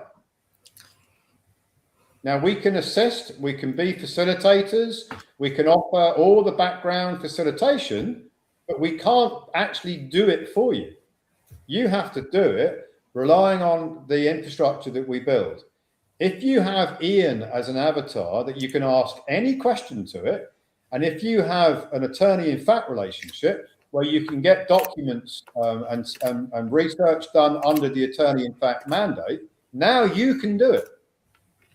You can do it for yourself with all the assistance from us. And if that's attractive and you want to do it, or you know people that want to do it, we will build it all out. Absolutely. If you just want to do signature credit recoupment, set up the Envoy protocol, set up the Asset Fortress protocol, and do signature credit recoupment on the mortgages. That's all available right now today. We don't have to build anything. We're already doing it, and we've already had success doing it. So that's what you can book today if you book a consultation. But if you book a consultation with one of our consultants and start asking them, how do you take up a lawsuit against the promoters or the HMRC, they can't provide that to you. We need to build that bit. And you're absolutely right, Ian. There's a lot of work that is done behind the scenes to put these things together. So would I be right in saying, correct me if I'm wrong, so as I mentioned, all the attendees today will receive an email from me with a link for one, for additional questions, and two, for their feedback. So maybe if this is in demand, if they just put, say, Landlord Protocol, how's that? Very simple, Landlord Protocol, then that will give us an idea. So anyone who fills that out. We have all the resources to do this, guys. We don't have to go and find out anything. We've got all the resources. We've got project managers. We've got the ability to build this. We've already built something very similar for something else we're doing. We're only going to build things for demand. When there's demand, we'll build them, and then we'll roll them out. But if there's not enough demand, we'll build something where there is demand. That's basically how it works. Perfect. But say it again, because I know sometimes people get confused. You can today do mortgage security recoupment. You can today do Envoy protocol. You can today do Asset Fortress protocol. You just can't do the art of legal warfare stuff today in relation to this. But it wouldn't take long for us to develop it at all. Correct. I will be sending, so what you just mentioned, what we can do, and if they want that one-to-one, I will send them this link so they can have that one-to-one consultation, what you just described right there. Okay. Very good. These are the links I was mentioning at the beginning, if you want to go through these. Yeah, so you've got the Great Escape protocols, which include signature credit, it includes, the Clifford protocol, the infinite money, it's basically all the same thing. You've got Asset Fortress, you've got Envoy protocol, you've got all the other protocols. There's videos, there's guides. It's all on that link tree at the very, very top. Then you've got the videos, you've got the interviews that are all on the ROS Media. And soon you'll have the avatar. As soon as we can build it, we started building it. I'm pushing it hard because I think there's going to be a lot of demand for it. Then you'll have access to that, and you can get it to present you the answers to your questions on any subject that I've ever presented in the last year. Say you will be able to get the answer from an avatar, possibly on your phone, definitely on your computer, possibly on your phone, through an app on the phone, because it may well be possible for us to deliver it. So wherever you are, you'd be able to answer a question to the Ian Clifford avatar, and should be able to give you a presentation on your phone. If we can pull that off, I think that would be awesome. But definitely on the computer. It is pretty exciting, isn't it? Handouts. So these will be coming out, and they're also available on Ecclesia Law. So Ecclesia Law Institute, you've got all these handouts, but they'll also be coming out individually as documents, but they're also all available on the Ecclesia Law Institute, where all my research papers are, where all the protocols are. And there, if you want interviews, me talking about them, that's on the ROS Media platform, where Andy Benson is asking me questions about all of these protocols. They're all there. If you want to watch individual protocol interviews, and there will be the Q&A, which I'm sure there'll be lots of questions following this webinar. I will do that interview with Andy in the next 2 to 3 days, probably Tuesday or Wednesday of next week. That will go live. That will also go out on our social media channels. It'll also be on ROS Media. And I literally answer every single question that comes in. Perfect.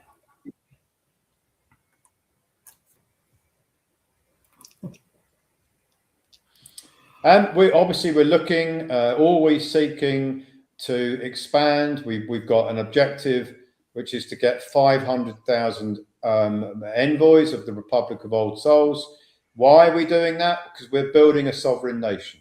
That is the driving force of the objective for what we're doing. We're building our own nation with its own independent infrastructure, with sovereign status, to be recognized as a sovereign nation going forward, so that you can have diplomatic passports, you can operate with complete independence from the system: energy, water, food, health, communications, even our own currency. It's all been planned. It's all very viable. I've talked about it in the past.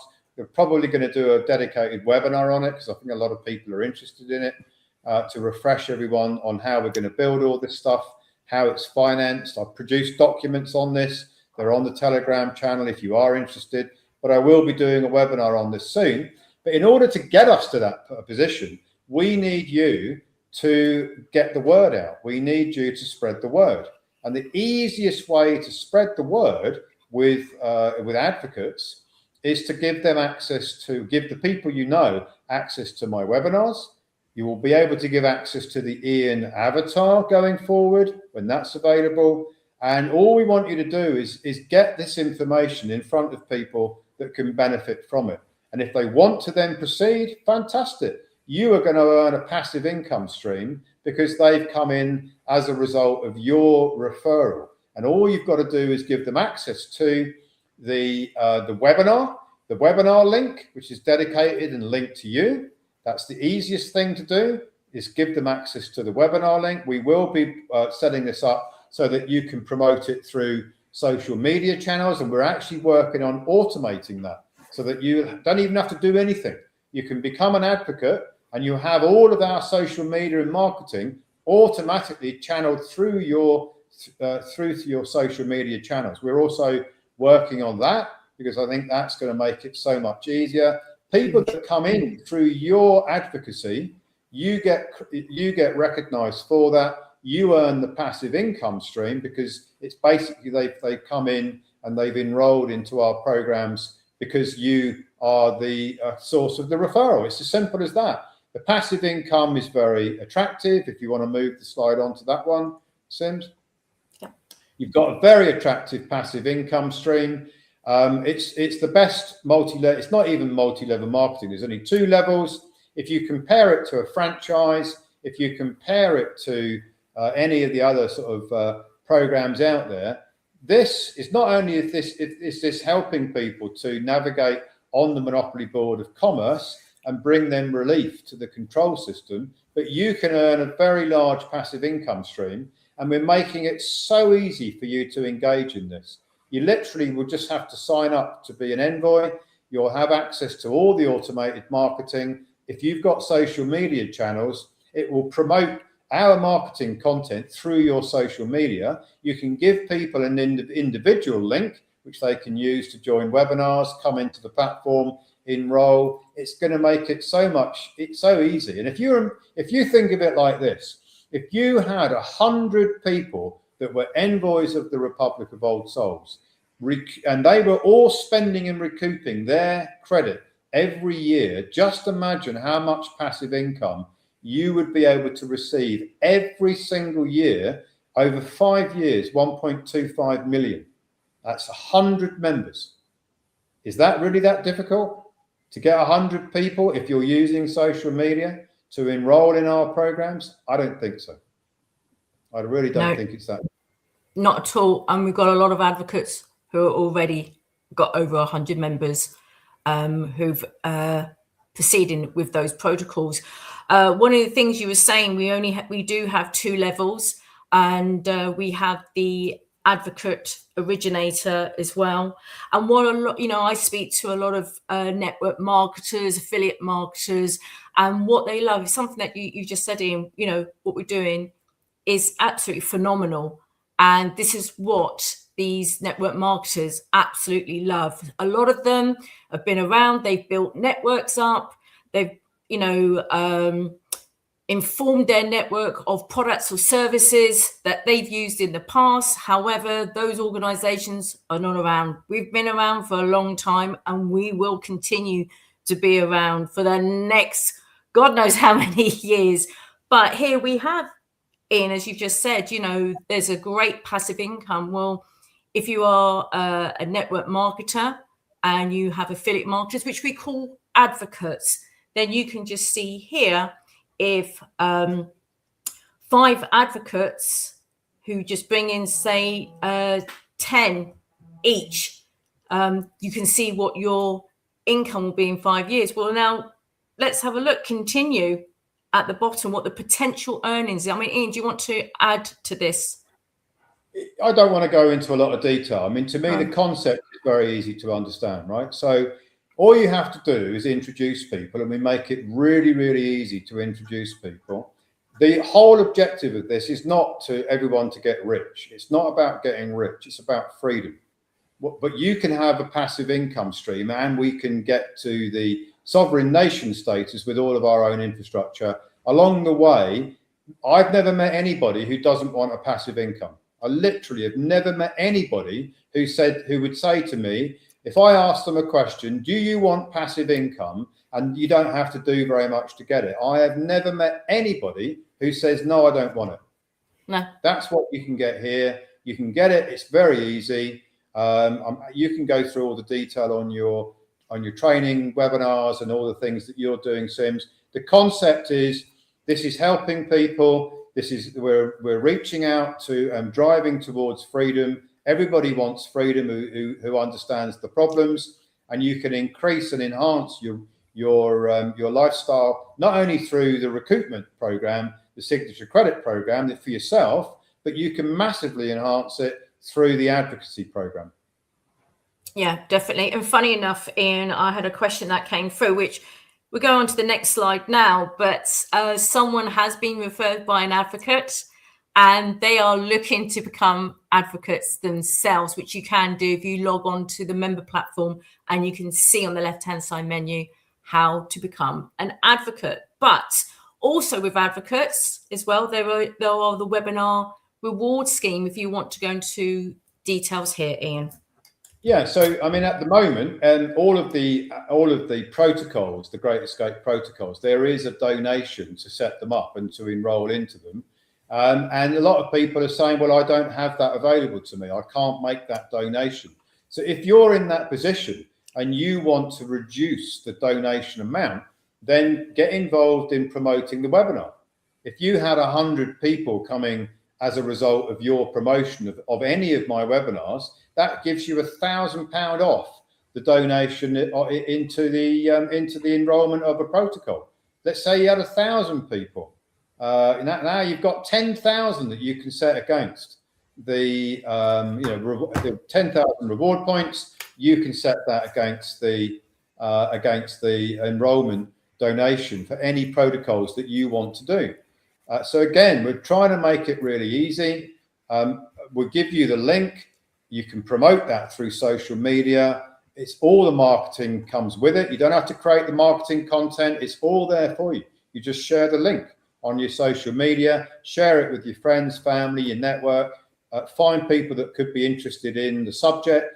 If you know other landlords, send them the link, and you'll be able to get these reward points as a result. So that's how I want to spread the word, how I want to grow the network. It's not just in the UK. Remember, we're operating in Canada, in the United States, in New Zealand, in Australia, in parts of the Commonwealth, in parts of Europe. It's not just about the United Kingdom. We've got members in all of those areas, and we can spread the word in all of those areas.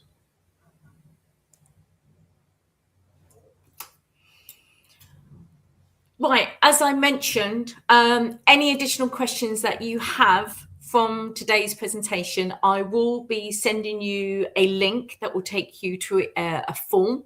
So please add those additional questions. As Ian said, in the next 2 to 3 days, him alongside Andy Benson are going to do an additional Q&A section as well. So we'll answer any of your outstanding questions that you have. And of course, don't forget feedback, especially what Ian's also saying. You know, if there is demand for the Landlord Protocol, then, you know, there's something they were put together. So, but we do need your feedback. So please, you know, submit your questions and let us know if this something is of interest. And of course, if you have enjoyed today's webinar, because your feedback is vital and also for us to improve future presentations. However, Ian, if you recall, I did mention there were some questions that were submitted. And as you also mentioned, it's not, you know, we have attendees from the UK, USA, Canada, Australia, New Zealand, other parts of the Commonwealth, and Europe as well. So some of the questions I have received, if that's okay to answer these for you,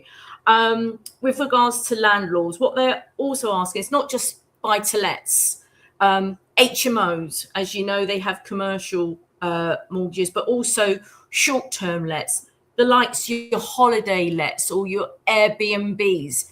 Is this something that one can go through?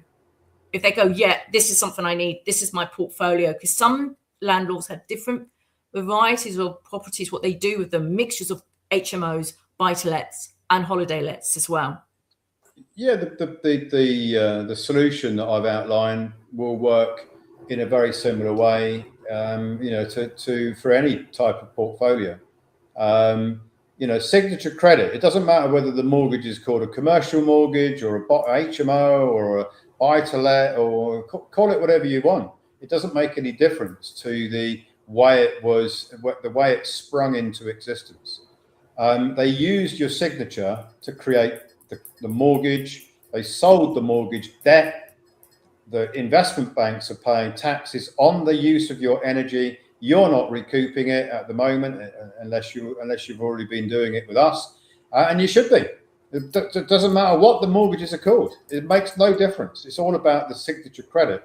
That's the real big remedy here. Setting up trusts to get lawful standing, the Envoy protocol, the spend and recoup, all of that stuff. It doesn't matter. It won't make a jot of difference what the mortgage is called, what the portfolio is called. Signature credit is signature credit.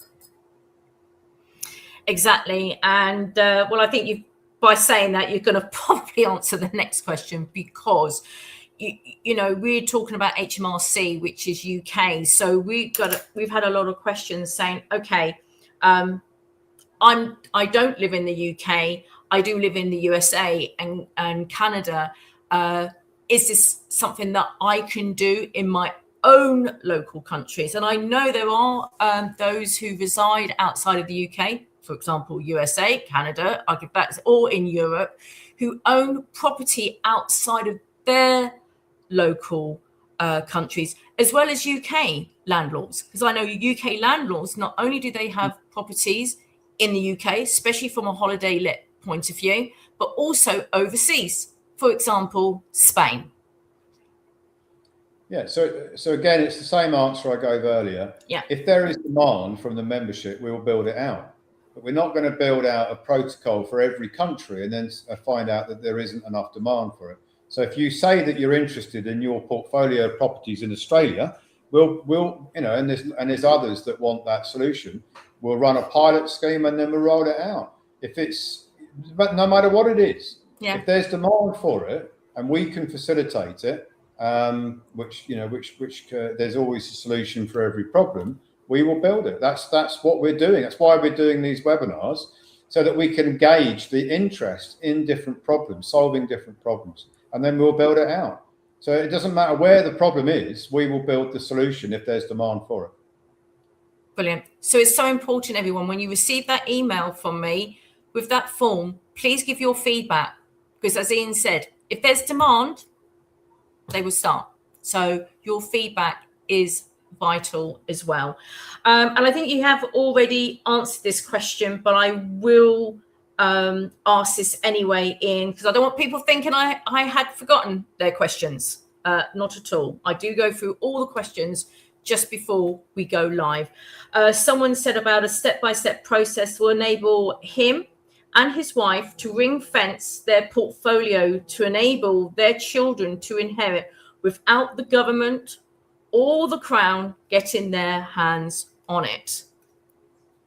Well, that's one of the reasons why the wealthy have always used trusts, but not statutory trusts, because they're bullshit and don't work.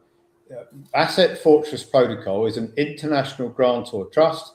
It's a nation in its own right. It's tax exempt. You hold all the property in there, and the HMRC can't get their hands on it. No tax office can get their hands on it the way that the trust has been created, because it's not just a bit of paper. A lot of people say, "Oh, I've got a trust." I say, "Really? What have you really got is a bit of paper, a trust deed. That's all you've got is a trust document." Yeah, it's just a bit of paper. And they think that they've been protected because they've got a bit of paper that says it's a trust. This is not a bit of paper. It's an entity with an EIN number that is established as a foreign alien nation to the United States. Independent, separate, no tax, can hold property, not just a bit of paper, which all these trust gurus or in every country sell, a bit of paper or a stack of paper. It's not that. It's way more sophisticated than that. Lovely. Thank you for that. And as I said, any additional questions that you have, please fill that detail out so that Andy and Ian can get that answered in the next few days as well.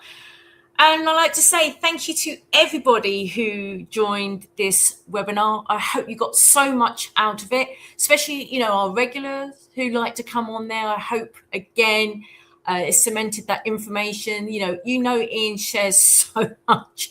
And there's going to be a lot more he will be sharing as well, but also to our new attendees. Again, I hope you enjoyed today's session as well. And as I mentioned, I will be sending you a form with a link. So, and your feedback in general, what you've, how much you've enjoyed today, because we want to ensure we consistently improve our presentations week in and week out. And it does actually make a big difference. But don't forget, Ian has said it's all about demand. So if you're interested in this and you think you should go ahead, just say Landlord Protocol. And also what may help is what country do you reside in? So that will give us an indication where the demand is from which country as well. But Ian, before we wrap up and finish, any final thoughts or final words? Yeah, I'm looking forward to launching the avatar. I think that's going to make a big difference. I'm looking forward to presenting there's a whole series of webinars coming up. Different problems, different solutions. All of them are going to be on a dedicated website where you'll be able to search by country, by problem. You better see the pre-webinar, because I'll do a pre-webinar introduction with Andy Benson. You better see the webinar itself. You'll better see the Q&A, and then you'll be able to just click on a link, open up the avatar, and you can ask it to present to you anything that you're not sure about, and it should know the answers. And it should be a likeness of me presenting whatever the question is that you've got, whatever you want to know about, it should know the answers based upon huge amount of content that we're putting into it from all of my previous webinars, from all of the Ecclesia Law research papers that I've written, from all of the Q&As that I've done, from every resource that we've created in the last 6 months to a year, goes into the avatar's memory. Everything new that I am presenting going forward will go into its memory, and it should just be like having a chat with me about whatever it is you want to ask. I'm hoping for. I have a feeling it's going to be very popular. I don't know what makes me think, but I think it will.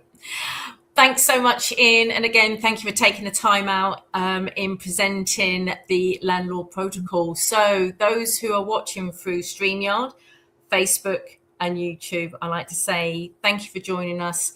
Have a wonderful weekend. Take care and goodbye. And for those